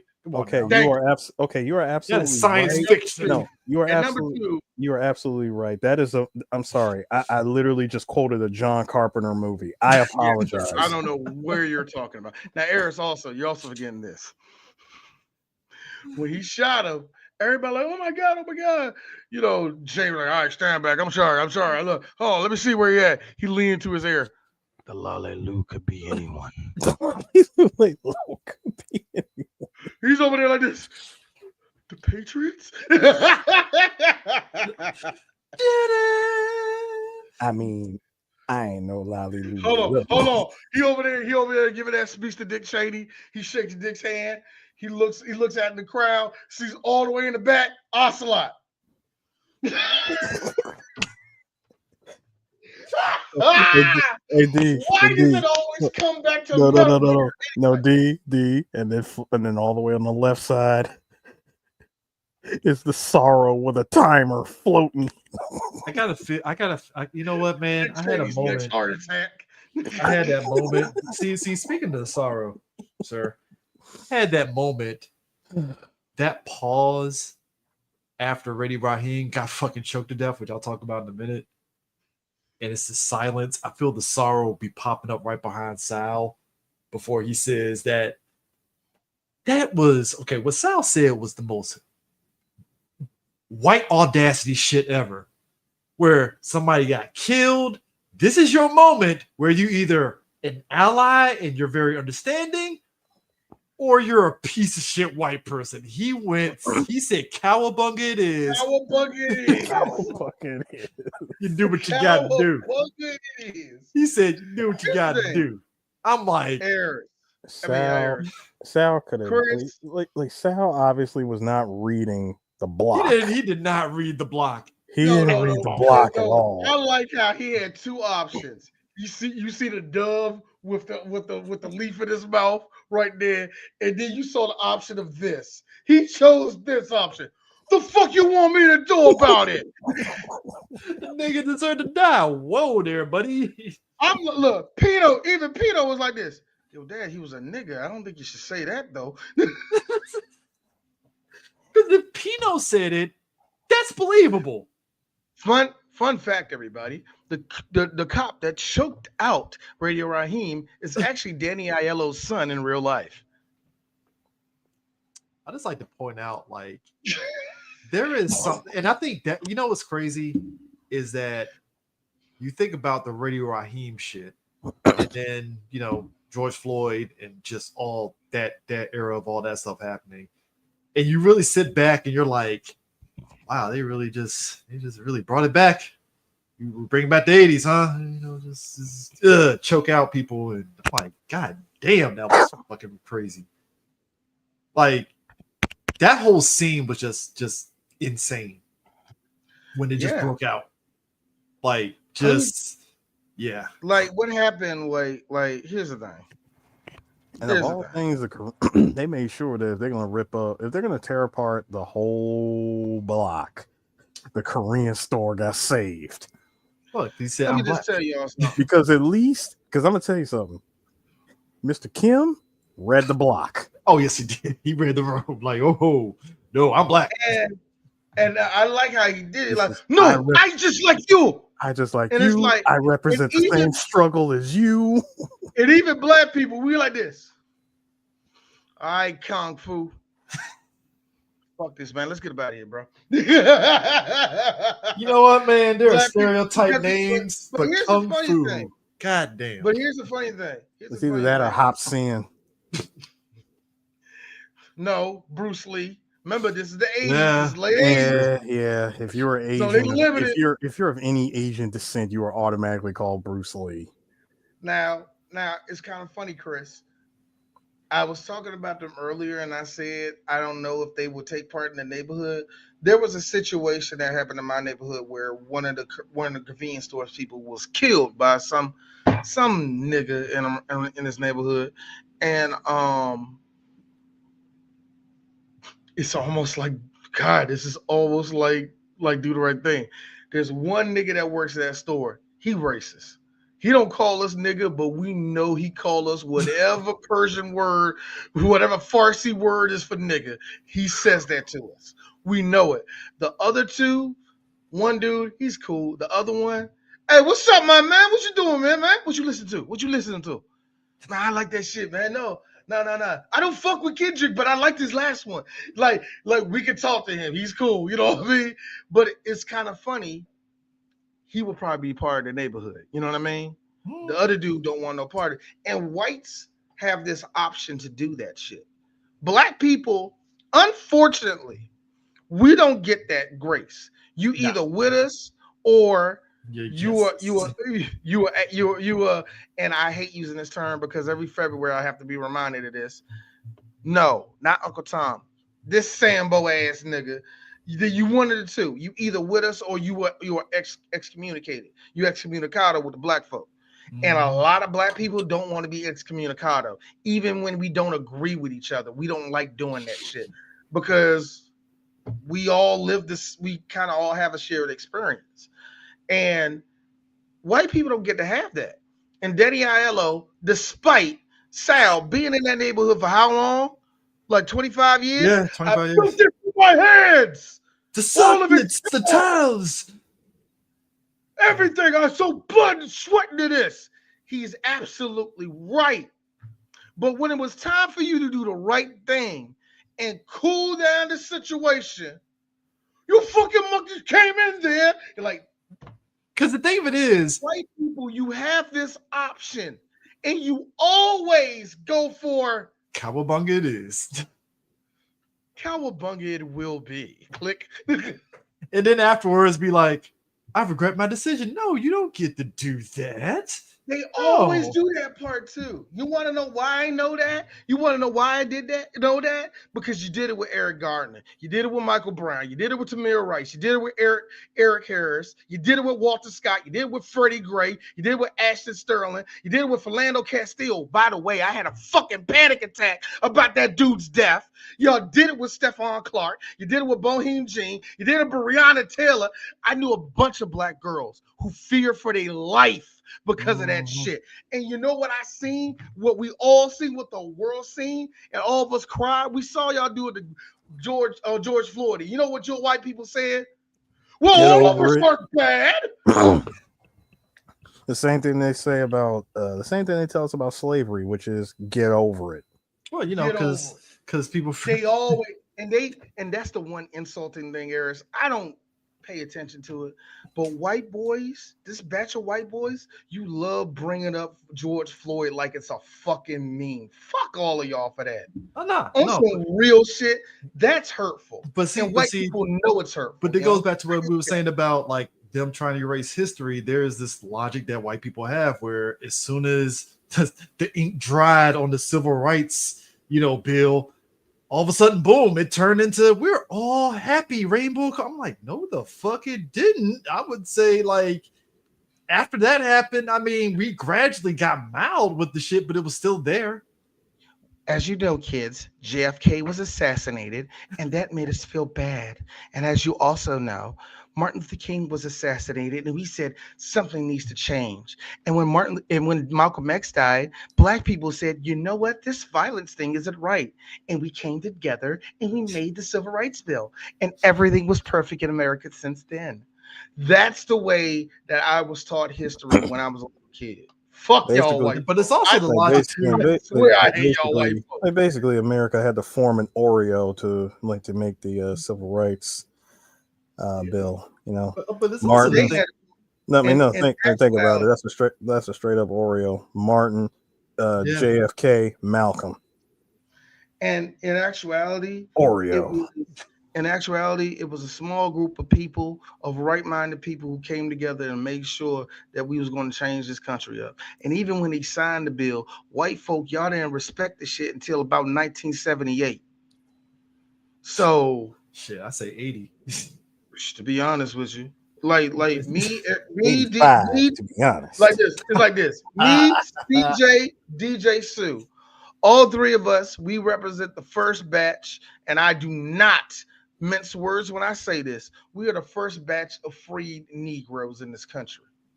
And even then, my grandkids are going to have a level of freedom I ain't never going to taste. Look, let's be say it loud. I'm Black and I'm proud. Exactly. Exactly. We still oppressed. How do y'all free us 100-something years ago, nigga, and we still oppressed? But you know what it is? I think what it is. We're not pulling our boots. We're not pulling ourselves up. No. You know what it is? We're not. Their logic of why are you complaining about race is that in their minds, Black people aren't getting sicked on by dogs and sprayed with water hoses and stuff, so it's all good in the hood. Even though what happened at the end of this movie. Hey, look, man, you get two options: water hose or tear gas. White folk love those two things on Negroes. All right, what you want? What you want? Fried chicken or spare ribs? But January 6th, they said, "Stop, guys, please stop." Stop. Hey, Chris, I'm wrong. I'm wrong for doing this. You like, hey guys, stop. You got the one white boy out there like this. Lincoln. Nah, you know what also they said? Hey, Kennedy. Hey, Chris, you know what they also said on January 6th? Carter. You know what they also said on January 6th? Mm-hmm. Double tap. Go to your last checkpoint. There is no checkpoint. Revive. No. Actually, it was worse. Double tap. Dog tag pit dog. Kill confirm. Dude, first off, her last checkpoint would be her kissing her kid before she took that dreaded plane ride to DC. She didn't play the long game, sir. So in other words, Chris, save file corrupted. Hey, Chris, are you? That's what that was. Save file corrupted. That the mission is her at the Capitol, and you're actually storming the Capitol the whole time, and you do a whole bunch of shenanigans, and you get shot, and you're like, "Oh, I'm actually Babbitt." Oh, hey, yo, Call of Duty deep, bro. Nah, this is a deep cut right here. It's like the beginning of Final Fantasy 12, where you're thinking you're playing Van, and then you find out it's his twin brother, but he gets stabbed, and you're like, oh shit, like. The fuck is going on here? Yeah. So is this part of the story? It's no Russian except you're Ashley Babbitt. So That's California. worse. No That's worse. crackers. No, it's actually worse. You get shot by General Shepard, but Shepard is black. Man, my man got the fucking Purple Heart for doing that shit. I'm like, Yeah, he did. Black The man just did his lives. job. Look, Eric Chris, you down on the ground. Oh, you just see it come over there. Black Lives Matter. White people, white guys at home. nigga. This is a good. Look like this. It's a good game, man. They know our struggle.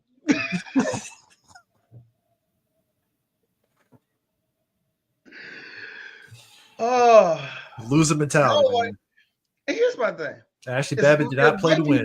She did not play White to win. people have a victim. White people, at least Americans. Let me put this out here. I think Americans have a weird victim mentality about them.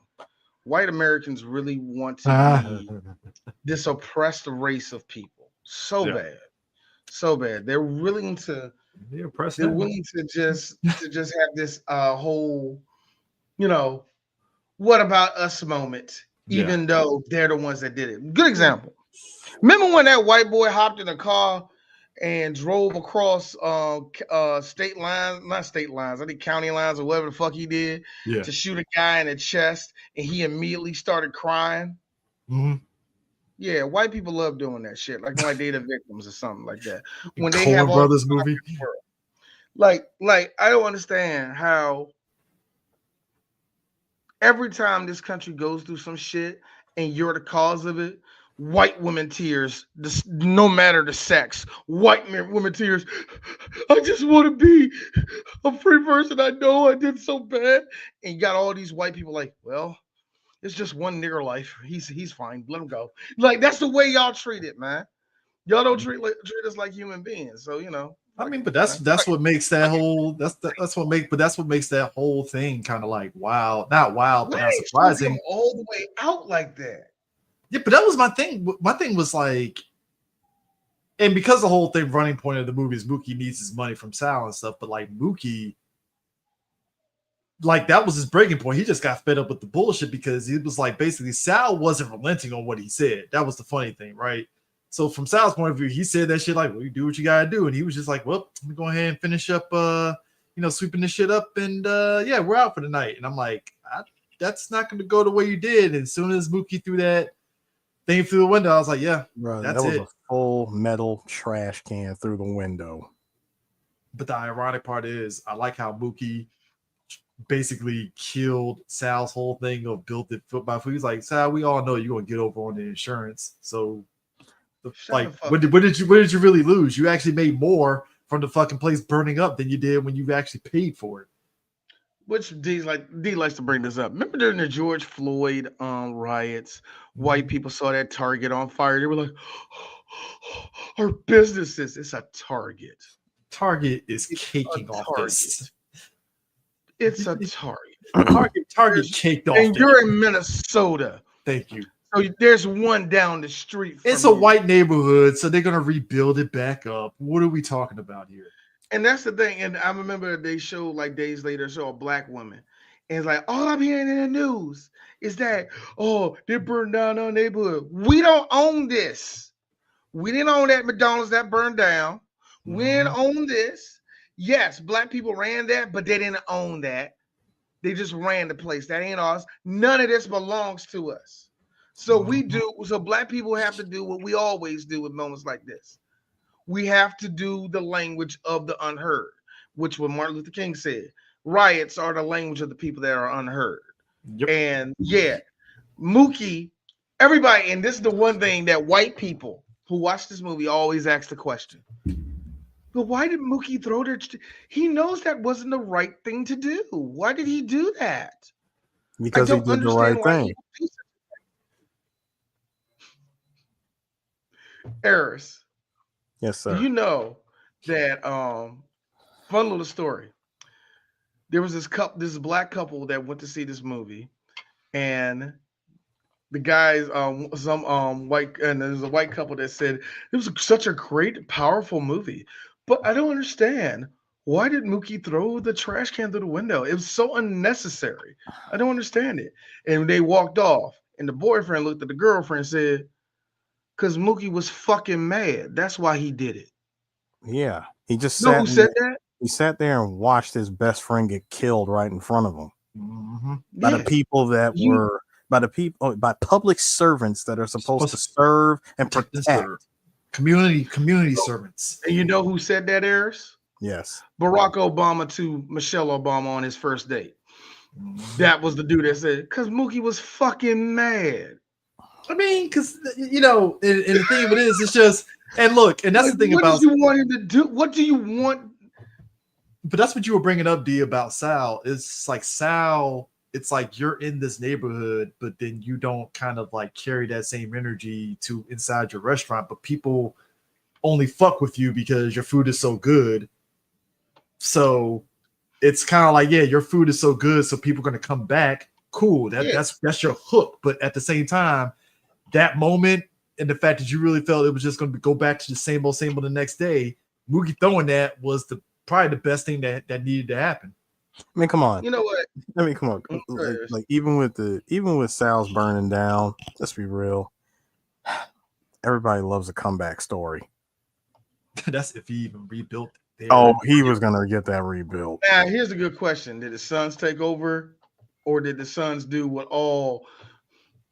Or did the Suns do what? Oh, that's what I'm saying. Or did the Suns do what all white businesses that go to the Sun do when they're still in the black neighborhood? Y'all fucking leave. PG went through a lot of that.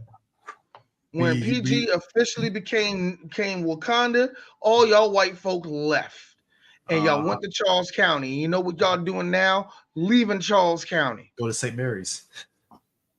We still got the clan down there, but you got a clan down there. Yeah. Y'all got a better chance. Like I know what y'all saying. It's a clan in St. Mary's County. Look. They're too scared to leave St. Mary's County. Yeah, they don't really venture into Charles County unless they have to. I will say that part where Mookie threw the trash can. Radio. I love that later.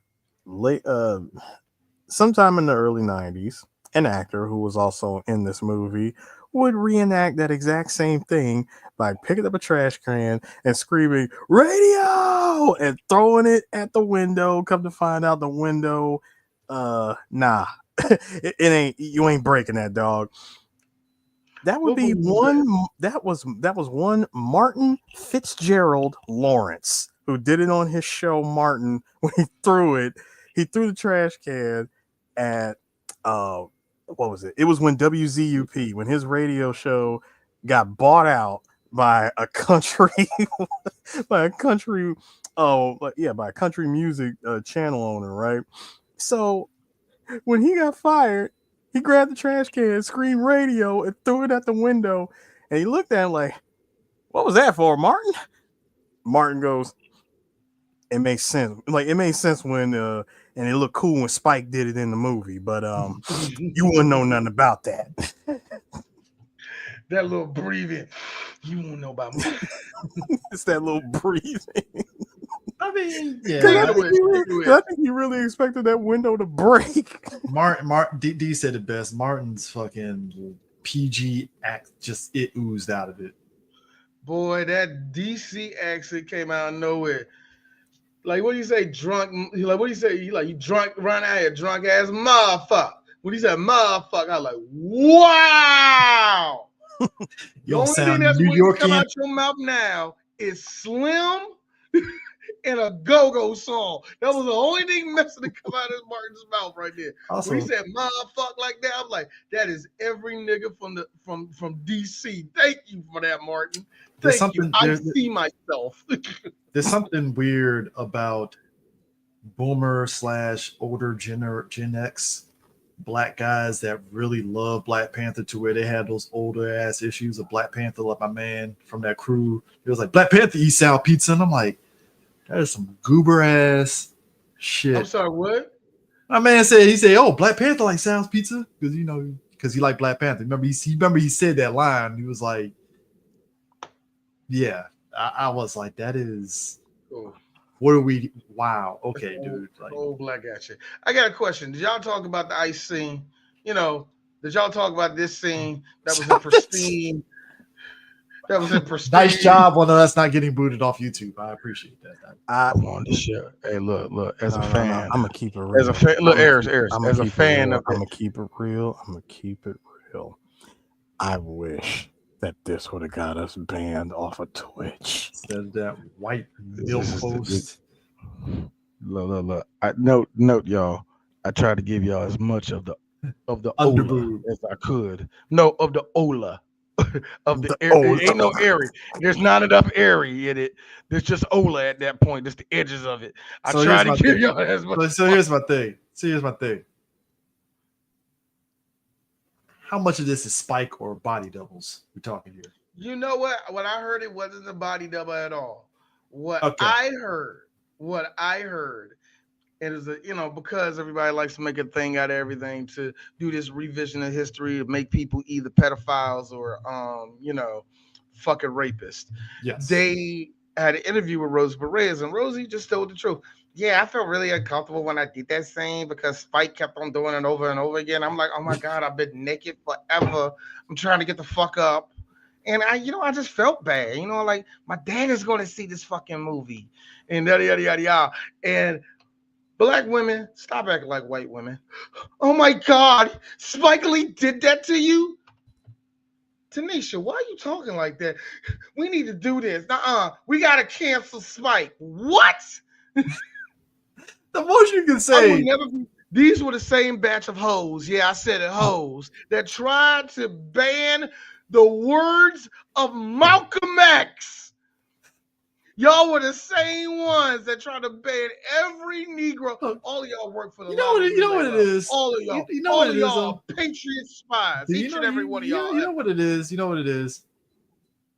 I can understand her being uncomfortable because Spike was being a nigga in that moment.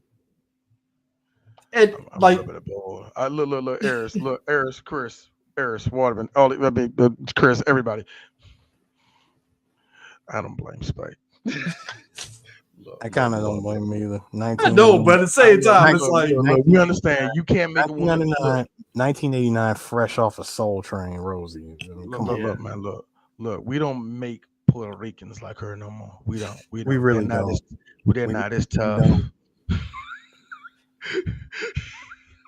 They're not as resilient as the last band. Sir. Jenny from the Block would defer, which was really just. I'm sorry. Did you just say Jenny from the Block? I like that you mentioned the one op that Rosie had. The whitest Puerto Rican you can find. No, it's not even the whitest. The Bronx. No, D, stop. No, that's not the white. No, say it, nigga. No, she is not. Shut up, Chris. She is not the white. She is not the whitest. Mark Anthony, so you have a little bit more Puerto Rican. No, she is not. She is not she's not the whitest. All I can say is she is Rosie's op. Okay, she was Rosie's op for years. Let me tell you something. Rosie, if I'm mistaken, Rosie don't fuck with it, do she? No, she does not. Didn't she find her for the Fly Girls? Yes. Something like that. It was something like that. Eris, I'm sorry. I'm blocking Eris from this. Eris, you got it. I'm sorry. Sorry, my bad. No. I was just no. But you're right on that. Chris brought it up. Chris brought it up that yes, she was actually one of the Fly Girls that was brought in, and because Rosie started to feel like, oh, this little girl's trying to outshine me. She's trying to do things like her way. When I'm the one that found her and blah blah blah, dude, it's been messy. But Robert quite messy. But Robert Guinevere Smith playing Smiley. Look, hold on, real quick. Only reason why I want to be flying that situation, because Rosie dropped dead into Spanish, and J-Lo was like, I'm sorry, say that again. Oh my God, girl, you fucking This is why I want this bitch out of here. She's not gonna be like, you don't fucking know. You know. And Rosie is an old school dance choreographer. So She was like, I'm sick and tired of you. I mean, why do you think they never been in Thank you, like? Tevin. Why do you think they never been in the same movie together? Exactly. Thank you, Tevin. She was crying. Thank you. That was one element I was missing from the story. She was crying during that whole fucking time, which I have to ask one question. So, the part where you kissed her at the end, did you do that before the ice rub and crying or afterwards? I'm just gonna. Was that filmed afterwards or before it? Oh, Look, God. I kind of If you understand. kiss this bitch with tears in lay the this eyes, out. I would just like to you lay are this out. diabolical. I just want to lay this out. Is it because of Woody Harrelson's professionalism that you allowed him 2 scenes of you getting destroyed by him? Sir, Woody Harrelson is the most likable white guy next to Matthew McConaughey. No. Never mind him being likable. I'm just saying. I like Woody Harrelson.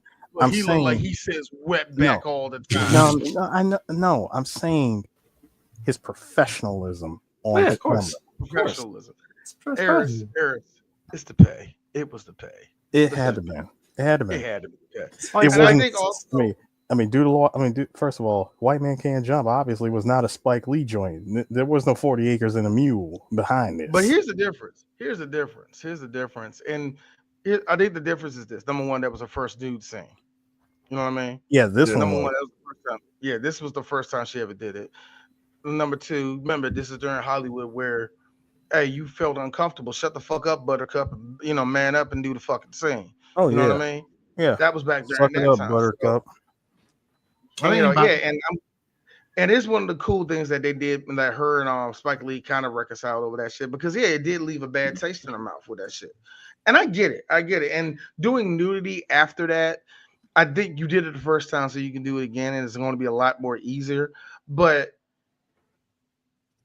it's like a first impression. You know what I mean? Yeah.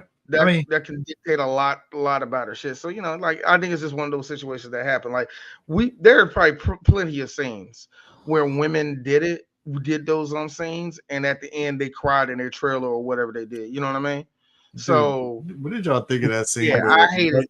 Like the first 10 minutes of We Own the Night with Eva Mendes, she told her mama, "Don't come to the." She said, "Watch the movie 15 minutes after." Because they clapped both of them. I'm going to be out of Hollywood in 5 years. Cheeks. What did y'all think of that scene where all the races are just going in on each other, man? That was like, holy shit. Good old 1990s art. I loved it. Just love the officer saying you Goya bean eating 15 in a car. 15 in a car, 30 in an apartment. Pointed shoes, red wearing, menudo, mida, Puerto Rican. I'm like, God damn. Pointed shoes. You gonna let Serpico go on you like that, nigga? Son, that was Ooh. That right there. I'll be honest, that right there is something that we need to bring back snapping on a competitive level. Hey, Sonny had the one. It's cheap. I got good price for you, America. I loved all of that because it built to something. Oh, wait! Chill. Wait up! Time out. Y'all take a chill. You need to cool that shit out. Shout outs to Samuel L. Jackson being the 1989 Professor K from Jet Set Radio. I gotta say though, and I like that I can see the glow of his eyes through the shades. I like that. I'll say this though. Also, real quick, shout out to this Gail. Oh yeah, the Keith Sweat. All night long. I have to get some Keith Sweat tickets. No. Bring the picture back. Bring the picture back. Bring the picture back. Bring the picture back. Oh, that Roma. Yeah. That's 1989. Professor K from Jet Set Radio. Yeah. I'm sorry. One more. I have nothing. I can't do it. I can't. In the back.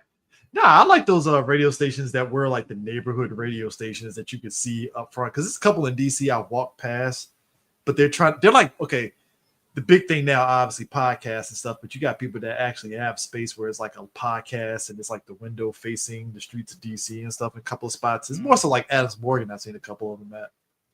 The only radio station on here that they don't do it, they don't have it facing out like that. I know they got the windows facing out like that is WHR, but you can't see it from the street level. Oh damn, that sucks. Yeah, you can't see that shit from the street level. But that DJ, well, Sam Jackson's DJ, basically being kind of basically a mainstay of that neighborhood. So he's just seeing everything, including the fucking riot and everything that's happening in front of the radio station and stuff. Like, wow, okay, so shit. Good old neighborhood pirate radios is on. I like how it's on a number that don't exist on the dial, because back then they had dials that can kind of like tweak that little in between part. You can't do that shit now on digital, but back in the day you could. You could flirt with that little empty space between 88 and like 107 and almost 8. Yeah, that's not bad. That's a pure back in the day shit. But yeah, God, what else did we not cover in this motherfucking big ass movie full of everything? There's this one scene that does kind of stand out, and Chris, you was going to mention him. Mm-hmm. We do get one scene where your boy Robert, your boy was it Roger, right? Yeah, Roger Guinevere Smith playing. He show up now. Now Smiley is slow. No, he's not slow. He has a speech impediment, a straight up. They ain't autism. I think that's just a straight up speech impediment. Yeah. Where it really, back in the day, they didn't know how to deal with that shit. Stuttering people, they know how to deal with stuttering people now. But back then, you kind of cooked, man. You know what I mean? But I don't know who taught this man anything, but the brother stayed with headphones on all day, listening to old Malcolm X teachings on the radio, walking around.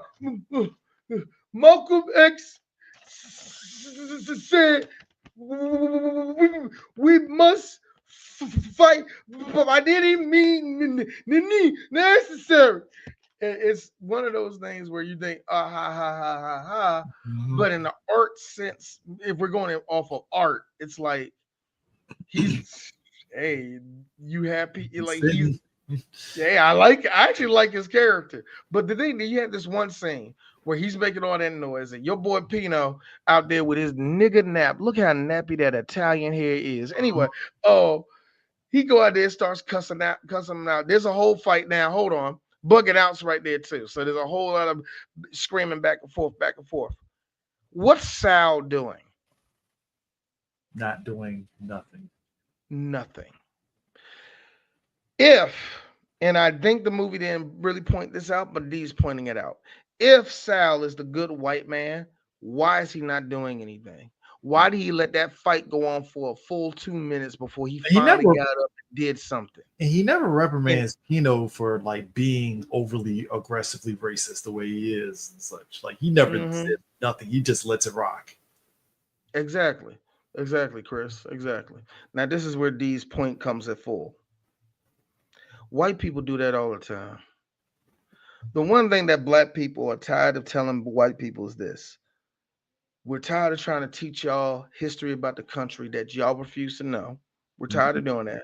And another thing we're tired of is if you're such a good white person, why, when it's the time for you to do the right thing, y'all sit on y'all hands? Mm-hmm. Why, when it's come to do the right thing, you wait until your racist ass cousin finally puts hands on a black guy for you to go, hey, stop it. But let him go the first 80 times calling him a nigga. Why is it every time we got to hear I would have voted for Obama a third time? Why is it always when we got to hear that I'm your sister, we need to have this and all that, when it's time for you to show up? When Taraji P. Henson told all y'all what the fuck they was about to do.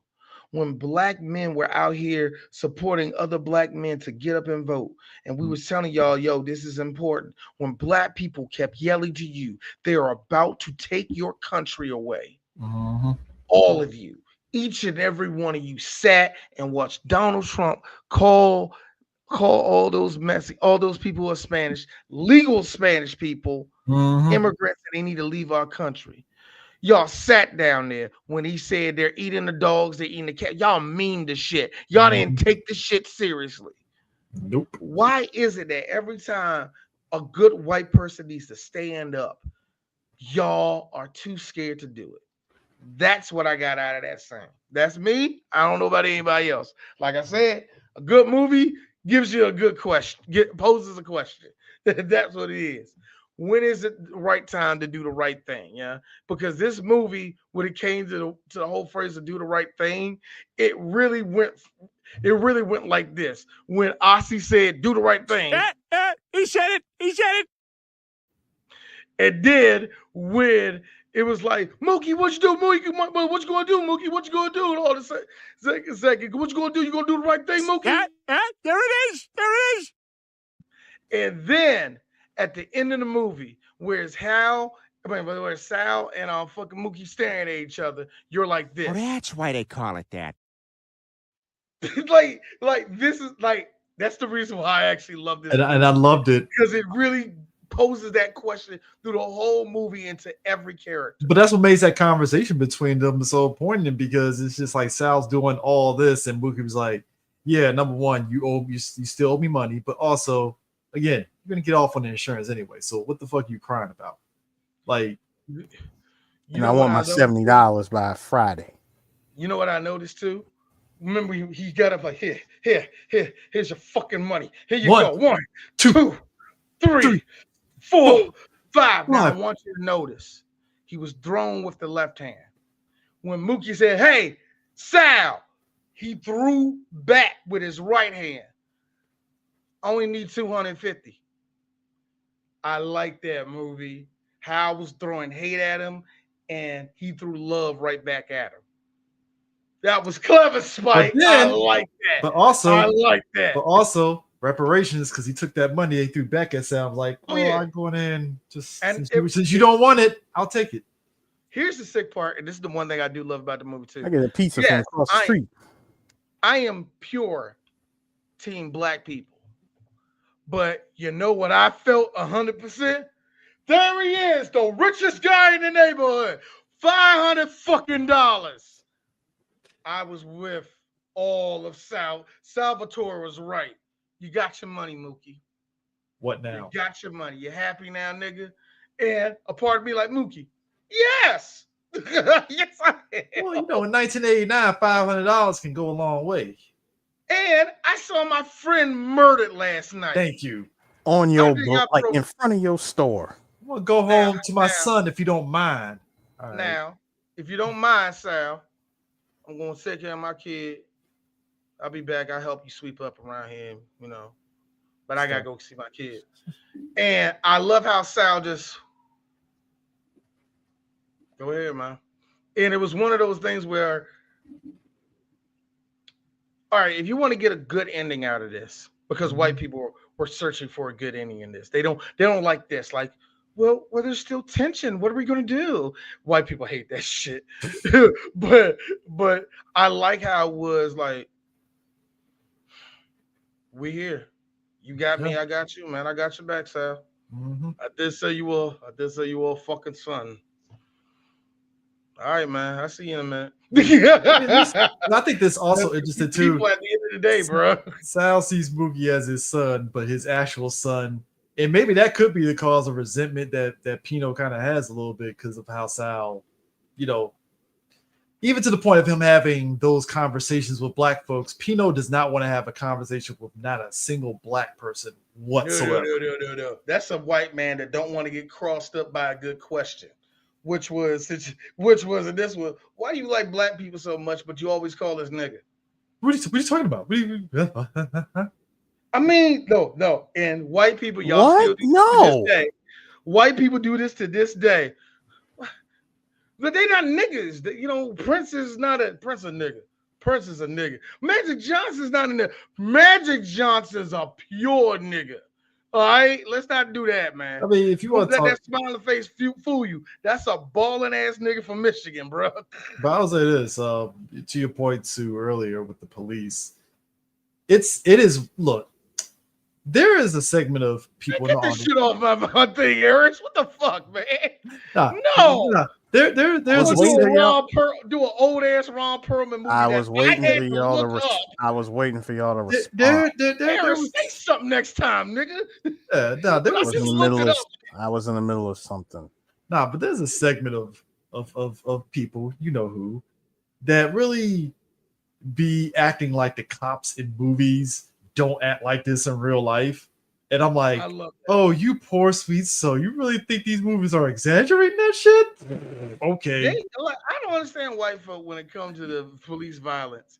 Y'all know police violence is true. Y'all seen Rodney King get his head beat in. Y'all seen George Floyd literally die on camera. We all saw a snuff film, and y'all were like, well, I don't think the cops should get life in jail.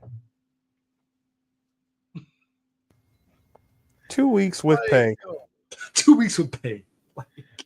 Like y'all saw the footage of that young boy, and I said him because I will never forget it because it broke my heart when Tamir Rice was killed with a fake. He had a toy gun. All of you white people, well, he should have been playing with one.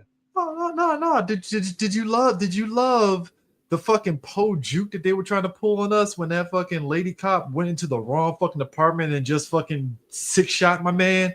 And then she was like, oh, I thought this was my apartment. I'm like, no, that was one of those dead to rights. You cannot sit there and say that, oh, it was the other no, this man was eating ice cream and got lit up for his troubles. White people came with that. What, like with motherfucking Philando is one that fucked me up. Oh, he man. told the cop straight up, I have a gun in my glove. I'm a gun owner. I have a gun. It's in the glove compartment. I'm going to reach it. Ah, he's moving. His kid was in the fucking car, my nigga. Yeah, that it's like you can't. You know what you white people said? Well, he should have been moving so fast. Well, you know, Radio Raheem, apparently he's a 6 foot. Radio Raheem was 6'4", and they said quit struggling, and he's just like, bro, I can't breathe. What the fuck? Like that's the Was, exact same way. That's the exact he same gonna way. squirm?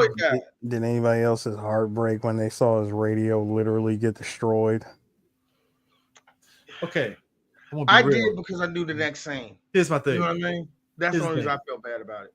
If Sal didn't blurt out the fucking you niggas and all that stuff and hit the radio, he kind of would have been justified just hitting the radio alone because he did tell him, hey, bro, can you turn it down, please? Like, come on, bro. Like, I get it. Like, can we not have a conversation without this fucking music? Shit, like. And somebody tried to say, like, but why didn't Mookie do more than that? And like, dog, y'all know how black folk is. Even we go, hey, yo, bro, man, look, man, I work here. When somebody wants to supersede that so they can be a nigga, there's nothing Can't stop that. You can't. You're just like, bro, I work here, nigga. What are you fucking doing, bro? You to better go get me home. tired, man. Trying to go home. God I was damn. off in 10 minutes. Like, I'm not even gonna yell at the kids that ran in there. They kids, New York City. You know what I mean? They kids. They were like my pizza. They like my pizza. Man. They like Look, pizza. I get it. And this is where I out actually the back. That's all I'm saying. Nah. this is where I like Sal again. Sal is a man of his word. I fed this whole neighborhood. Come on, get your pizzas. Let's go. That's a good owner to me. I'm sorry. Yeah. That's a good owner. Like, see, that's why we love you, Sal. That's why we love you. And notice, white folk, it didn't become hostile until he said nigga. And all those kids like, oh, so we niggas now. Because y'all like doing that to us all the time, too. See, when we get too loud, all of a sudden we niggas. He would have been fine if he just had one picture. I don't know, Muhammad Ali or something. Joe Louis or Rocky Marciano, something, you know, like something like that. Hold on, didn't Joe Louis beat Rocky or Rocky beat him? I think Rocky beat him, right? I don't know this story all the way. I don't know those. Like, Italians know more about Rocky Marciano. I don't know nothing about Rocky Marciano. But he beat Joe Lewis's ass. Well, yeah. He was like, he did. He beat Joe Lewis's ass. He was 75 years old when they fought.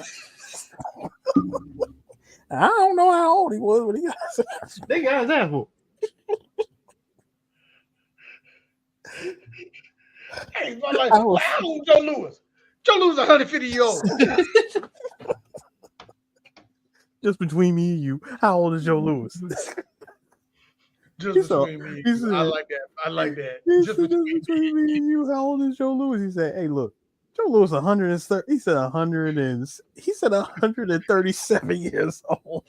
I'm sorry, bar none. I know this is a different movie. It's like one day I was walking around, went around the corner, pow, got punched in the face. And I said, Dr. King. He said, "Oops, I thought you were somebody else."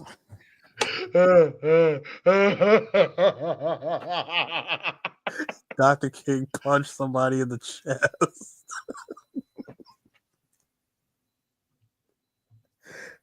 That's on the same level of my favorite. One of my favorite newest going to be permanently best black jokes of all time.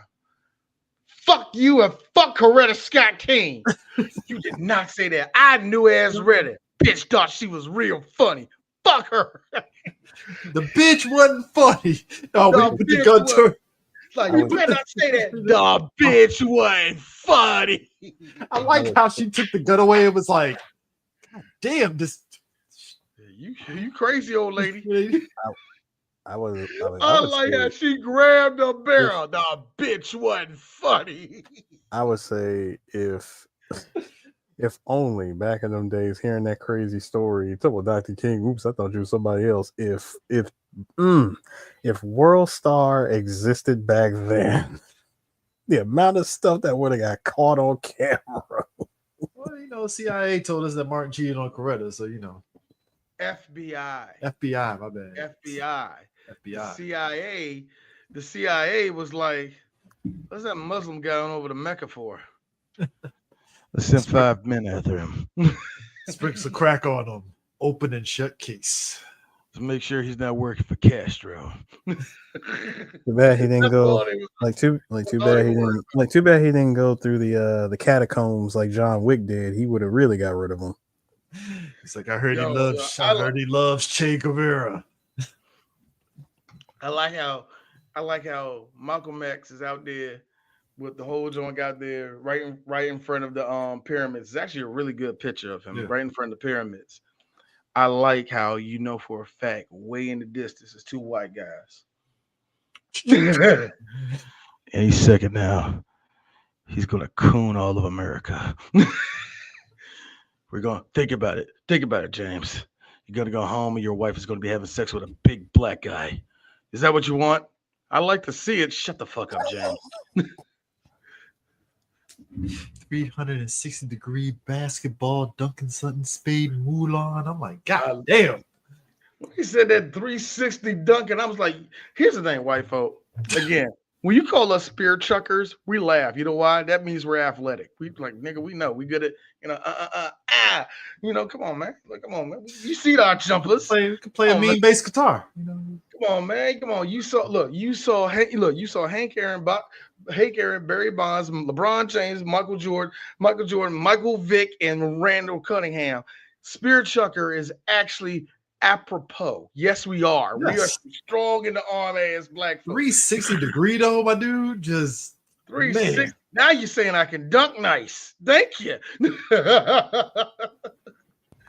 So what you're saying is I have a chance at the slam dunk contest. So what you're saying is there's a chance. When the Sacramento Kings come into town, I can no, man. I really laugh at how there was a time. Now, I know younger people that watch this movie is going to ask this one thing: why is there so much racial hate and all the rest of that? Where there's almost this even kill. This white person is clearly saying nigga a bunch of times. Why are you still talking to him? Yeah, nowadays we don't fuck with white people like that because you're just boldly ignorant. Back in the day, that was saying the fact that he's talking to you is okay. Is when they start going it up like no, because back in the day that's how we talk to each other. Nigga, spook, cracker. We don't do that no more. You know who likes saying that the most? Military people. Military people love throwing that out there. Man, we call each other nigga all the time. They did, not us. Okay? Yeah. This is a different era. It was different out in the desert. You're in America now. You can't do that no more. Can't do that. Can't do that, buddy. Might get a chair thrown at you. Like my father told me all the time. They call him nigga all the time when he was in Vietnam, bro. Man. Nah, but I think one of the things about this film though, overall, like it's like it's kind of wild, but not really how much this movie just holds up, just everything top to bottom, themes and everything, because it just shows like things haven't really, like I said, things haven't really changed. It's just a different coat of paint. Oh, Sue's there. Yeah, I'm still here. I was just going to say, the more things change, the more they stay the same. Oh yeah, yeah. Just like I said, new coat of paint, just 2025. Just ain't hot anymore, buddy. I mean, here's the DEI is the new nigger. Well, yeah. No, that's. I'm sorry. It's still more. It's stupid. It's stupid. It's very subjective on what it means. It's now. boogeyman at this point. It's just. I like how it's gotten so stretched into what it means. Well, I mean, woke got fucking co-opted by white folks, and I'm like, God. Well, of course it did. No, the one thing I find strange out here in DC. I'm only gonna speak for DC. I don't know if any other station that's owned by the people at PGC, as far as like in other states can say about this, but I noticed that PGC has been pushing this weird DEI push out of nowhere. Like DEI is exclusive to Black people. If you ever hear the little advertisements they have in between segments on WPGC here in DC, it's like DEI 24/7. We are here for you. And it's like, nigga, well, this is DC. This is like, we don't need that shit. like you know what I'm saying? To me, DEI is white people language. That's like white people language to me, man. So yeah. I kind of like, why, like, whatever, whatever, man. It's just weird, man. Yeah, but I mean, like I said, just things never really change. So when you get the way this whole movie just kind of ebbs and flows of it and stuff, that's what I say. I think race relations during our time, we saw the transition, I guess you could say, in terms of just how things just kind of evolved and stuff. Because even we were just talking about earlier about maybe doing Jungle Fever, right? Mm-hmm. Like the way that interracial relationships were kind of awkward in that time period when it shouldn't have been awkward, but it was just awkward anyways. And then now it's not awkward. It's more on the opposite end where it's just like kind of, it gets cringe sometimes depending on who the couple is and stuff. So it's just kind of weird how we saw the evolution of a lot of that stuff, and race relations is just one of them where it's just like, if somebody might think it was way more intense back then compared to now. And I was like, I guess if you could say that, maybe. I don't know. I don't know in that regard, only in the sense of, yeah. Like white people hit this jump, especially during the time of Obama. There's enough kids walking around with the name Jaden. I think racism has passed. Like, I hate how white people really. And that was the stupidest thing. I like how white people think just because they bred with us, meaning that everything's over. Like, that's not how that works. There's actually work. Here's the thing. The racism that goes in America is a very interesting thing because it's purely built off of capitalism, because capitalism is the father of classism. Classism is the brother of racism. You know what I mean? Like, all of it's kind of interconnected in a way. So it's our brand of racism is you're seeing Black people who was held back for about 300 years, all of a sudden was let out the gates, and white people going, "What's wrong, nigger? You don't got generational wealth? What's your problem? Get out of here!" Like, that's the way we're treated. We're treated like, what? You guys had enough time to be rich. You should be rich by now. Like, why are you still oppressed? Stop being oppressed. Like, that's the way we're taught. Like, we don't have things in the system taken away from us, opportunities to even resources, you know? And here's the sick part. And I was telling, me and Eris had a good conversation about this. I was saying, you know what's a fucked up part? And it's one of the reasons why I stay mad about this shit. Even when Black people got all the tools, white folks find a weird way of using that against us. Well, that's the thing. Even when we talk straight, dress straight, go to work on time, have a clean house, don't start no shit in the neighborhood. You know what I mean? Yeah. Have an education, everything that we want to have to be called people. Y'all go, no, coon, jump higher. That's Well, exactly no, how. or the opposite, where it's the very condescending, like good example, Kendrick Super Bowl. I have never seen a segment of people in my life who are actually winning and somehow are losers at the same time, where it's just like, oh, you're jealous because you lost the culture war many, many, many years ago. And now after you basically are taking away everything. We as black people, because we've seen this story before, we're able to be happy and find a measure of happiness, and you're pissed off that you can't take that away ever. I think and I think you're right. And I think you're right with that. It's like there's a lot of their culture that is fractured. And most of their culture, especially in America, is racism. There's not a lot for them to celebrate about. That's why when they get a Bob Dylan movie, they slobber to death because it's them not being terrible people. You know what I mean? One of the few times where it's like, oh, you're cool. Gotcha. One of the few times, you know what I'm saying? One of the few times I ain't did nothing terrible. That's why I didn't like the Elvis movie. Well, I didn't see much of the Elvis movie. I can't talk. Well, but you get still, stuff like Free State Jones, and I'm like, I guess, sure. Free State Jones was actually decent. The only problem about it is that you could tell white people was hoping that was going to be their note. You could tell. It's the crossover. Man. Like we finally did it. We finally found our hero. Yeah, his name was John Brown. Like, yeah, now act like John Brown. I mean, buddy. It's like this. I act like John Brown now. Really, you're willing to take a bullet for a black person. I mean, you can't put me on the spot like that. Like, see, the be about it or don't. Like, just yeah. Yeah, no, we get backhanded shit like, and then we get weird shit like with the Harriet Tubman movie where y'all had that weird subplot where the dude was chasing her down, was like a crush of hers years ago or some shit.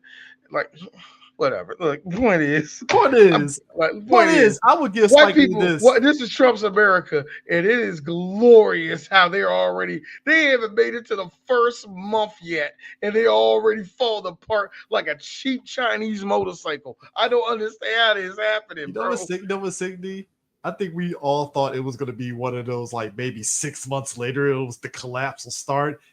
You're right. It ain't even been the full 2.5 weeks, and it's like, wow. The best part about it is I'm thinking like, man, y'all doing a lot of stupid shit. Y'all burning through a lot of these things. And a lot of stuff that I think was going to be like, man, the infrastructure of the country is going to fall apart. It's the dumbest, most minimal thing ever. It's Fort Bragg again. Take that, liberals. That was the plan. No, D. The reason why was the plan. Going back to us as black folks, the reason that was the plan. It goes back to us as black folks.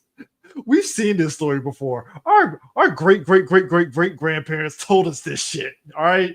So we already got data. Crackers take over. They're gonna try to take everything away from you, and they're gonna realize they can't do it without y'all. We heard this story before. Was data, like you said, to the Fort Bragg thing? We saw that. Was like, I mean, we knew y'all were going to pivot to that. Like, this wasn't new here. Like, come on. Like, you got to try a little harder here, So in doing so, is the Klan coming back? Is that what is this? Where's the end game, dog? Because a lot of this shit. Instead of hoods, they wear white hats, you see, because, we're different from the Klan. It's like you're the Klan I like still. how a white boy told y'all straight up, the one who calls forces are the same ones who burn crosses, and y'all go, that's not me. No, it's all of you. Jesus. Like subtext, people, subtext. Jesus, get with the program. But no, I do the right thing. I just realized I said it in the Soldier Story, and I said it I'll say it would do the right thing. I appreciate when movies are very just honest about the racism and the race relations, because don't sanitize the shit. Just be like, yo, this is what it is. Just out on Front Street. And I think what happens I think we even said so with like a lot of the white savior movies and stuff, or white people that write movies. I think we were talking about in the group chat about Coach Carter, right? Where it's like, the way white people write about the sort of race relations, conflicts, or whatever, nowadays it just feels like it's just like It feels like pure Al Pacino talking to Jamie Foxx. Now imagine you're in the hood and your mother's ringing the dinner bell. It's like, but like Spike Lee knows how to be very honest about it. That it's like, this is how the conversations would be, more or less. Like, And we talked about Spike in that regard, that he's always been not afraid to say what's on his mind, especially when it comes to race relations. And let's just be real, Spike is one of those directors who is a true artist. He's going to find a way to convey, his real feelings out there and like make everybody feel that shit. So yeah, man. That is the last thing. That is the last thing I have to say. Yeah, you're right. Yeah. You know the funniest thing in the world? Gulf of America. I was like, this is Freedom Prize again. Holy shit. You know the thing I love about it? If you go on Google, it says Gulf of America. You zoom out that bitch, it says Gulf of Mexico, Google, which means this to me. Y'all know it like we do. You can't do that shit. Yeah, you put the parentheses as like colloquially known as, but it's like, no. That's the Gulf of Mexico, you dumbass. Yeah, it is. Your 3 kids, obviously of different ages, right? What are their feelings on this chaos that's happening right now? Are they just pretty much like, we're black, so it's like whatever? I don't know how. I'll be honest with you. I don't know what my teenagers feel. Okay. Because it has to be all chaos to them. No. It has to be all confusing because it has to be anime. Shit. Let's put it this way: it was quiet during our time, but come on, Chris, we lived through the LA riots, and every now and then we had. Come on, remember we had to hear about those black guys getting dragged from a truck in Texas when we were kids. So we have always in the back half of the crack era. So. Yeah, and just be honest with you, a part of me, and say what you will about me, I always felt like I was in the safe zone because I wasn't in the South, because all the terrible stuff that I heard took place in the South. You know what I mean? Yeah. Now that I'm older and I realize, D, you was called nigga to your face so many times, and them white folk never said the N-word to you. And it's like, I deal with a different breed of racism up here up north. So it's like it's just wild to me just seeing audacity. White privilege audacity just right there front and center, and you just can't help but just to laugh like and that's what they voted for. Yeah. That's what they voted for, Chris. They voted for white women and white men. And we throw a lot of shit at the Spanish people, but when it broke even, it's like, well, they kind of broke even. Yeah, they kind of broke even. I think we're too hard on them because, much like us, they're only 15% of the fucking population. Yeah, I think it's just that's when we slowly push them to the side and we go, white women, why is that over 50% of you voted for Trump again? Girls put on our pussy hats. We got to form a formation. You heard what Beyonce said. We have to form a formation. Yeah. Yeah, I mean, but like I said, it's just like I said, that's what makes like watching this movie. It just kind of hit me like just everything. It's like, God damn, man, nothing's really changed. It's just like I said, it's just a different coat of paint. Yes, John Brown was a psycho to other white people because they couldn't understand why would a white man fight so furiously for slaves. Why would he fight so much more? John Brown was a pure abolitionist. He did not care about his own life, even though he knew it was weird for him because he was a preacher and he knew he was wrong for killing people. But what he didn't stand for was black people getting like, no, why are we enslaving people? This is stupid. This is against the Bible. And y'all throwing the Bible back in front. I think John Brown snapped. John just snapped. And that's the thing for me. I think us as black folks is like, I think you said it best. It's like for years we've been dragging white people kicking and screaming for so long, and you think logically, hey, new generation, they'll fucking learn the lessons of their, and it's like it's not there. And it's like, yes, some of the white folks, they definitely learn the lessons, but it's just there's also that other contingent that want to keep that party going because it got normalized and shit now. It's like, fuck. I heard it from my dad, and I heard it from several other black men. I've been waiting for old white people to die off too, son. And I'm in my 60s. I hate being dark like that. I really hate being dark like that. Yep. Hey yo, bug out. Shut the fuck up. But nah, you know, he's not black enough. Stop. Black people are also black people who just got their I'm black and I'm proud card GED. 5 years ago. Shut up. Because you didn't do this the first time Trump came into office. I need you to chill out a little bit now, okay? Yeah, Anyway. you know. But anyways, that's do the right thing. What's next on our Black History Month extravaganza? Yeah, what do we got?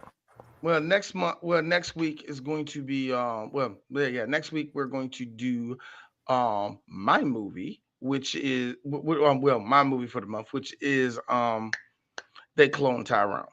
Yes. Another movie being very, very poignant about black people being in a real legit system. Oh Yeah, shit. me and Stu had a fun time watching that movie. Reproducing the niggers? Oh my god. Are we just reproducing all the bad black people? Probably. Dude, that's the most poignant scene in that movie. That is just the scene where they're in that club and they're playing that fucking lo-fi music, and they're like, "Oh my god!" It's like they start playing Nega Drake, where it's like super, and everybody's like, "Oh shit, oh shit," and a part of me is like, as a Drake fan, here's me. I get it. I know my man's a pussy, but this sounds like some I Love Michonne and shit. Go ahead, nigga. Nah, man. Me and Sue had fun watching this movie. I think were we in San Diego when we saw this movie? Yes. That was that. Yeah, because it came out that weekend, so we watched it. I was like, holy shit! I did not expect to have fun with this movie, but it's actually really good. Like, goddamn. My favorite scene is actually the last scene because I was caught up in this. I was caught up in the same thing. What the fuck? Hey. They cloned Tyrone.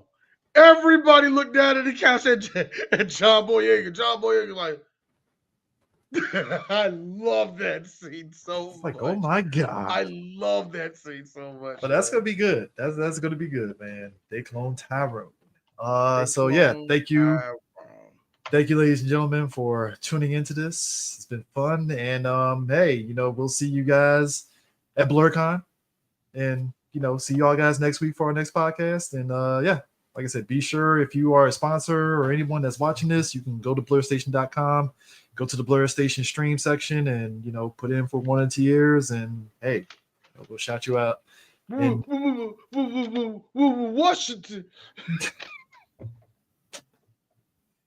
I gotta say, symbolism black around me right now. Symbolism of him putting the Malcolm and Martin picture Polaroid on that fucking thing as it's burning. I was like, symbolism.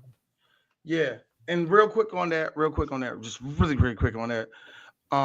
It's supposed to be the dichotomy that we all know that Martin was of peace, Malcolm was of violence. No, both were on the same level. Oh, yeah. Violence is only necessary when it's necessary. Violence is only necessary when it's necessary. But Martin and both Malcolm said the same thing. You do realize there's a consequence of doing so. But at the same time, I am not a fool. I'll be a fool not to defend myself. And that's exactly, and everybody agrees with Malcolm X on that. Like, I'll be dumb not to defend myself. White people are like, no, be like Martin Luther King. He said that violence is wrong. You look at the beginning of that quote, it's like, I said violence is a tool, and it is either liberating or it's going to be immoral. There's two sides of it, and you can't have either one. You know what I mean? And that's what Martin was saying. You can't have either or. That's why he was going for peace, because once you go into violence, it splits everything up. And it's very true, because at one hand, oh yeah, we burning this, and Martin was like that. No, we burning this bitch to the ground. Martin has been that way a few times, and other times, and what white people love pushing it to the forefront. Brothers and sisters, stop. We can't do this. Oh my God, you see how he quelled the fire of the Negro? I hate that shit. But at the end of the day, both these men wanted the same damn thing. Yeah, we disagree with where of the path, but on the real shit, at the end of the day, they both believe in the same thing. Hey, when it's time to do the right thing, do the fucking right thing. And that's the thing. What's the right thing? We leave that up to you. That's why I like this movie. Yeah. I mean, look, I think Sue might notice this on Criterion, ain't it? It better be. Yeah, I This might have to get seems this like on a Criterion because I got Criterion. Malcolm X on Criterion. I was like, I need to get this. Wait a minute. Do the right thing. I know Malcolm X is on Criterion. I want to say Do the Right Thing is as well, or it should be. Should be. Better be. It better be. This is one of the movies that's considered the greatest movies of all time. That is also in the Library of Congress, but the Library of Congress, that's not a flex really. When everybody says that, it's not really a big flex, but it is recognized as one of the greatest movies of all time. And D says top 2, maybe greatest black. It's on Criterion. Yeah, I see it on Amazon. Criterion Do the Right Thing collection. I might have to get that $14.99, baby. Oh man, you can see all the sweat on Rosie Perez. That's good. Like real talk, y'all. We like this has been a good episode. We will see y'all next week. But I have to before we get off this talk. I just gotta get another shot. Yeah, then like y'all don't understand the brown. Anyways, the color caramel she had. Anyway, y'all, we see y'all next week. Do the right thing, Negroes.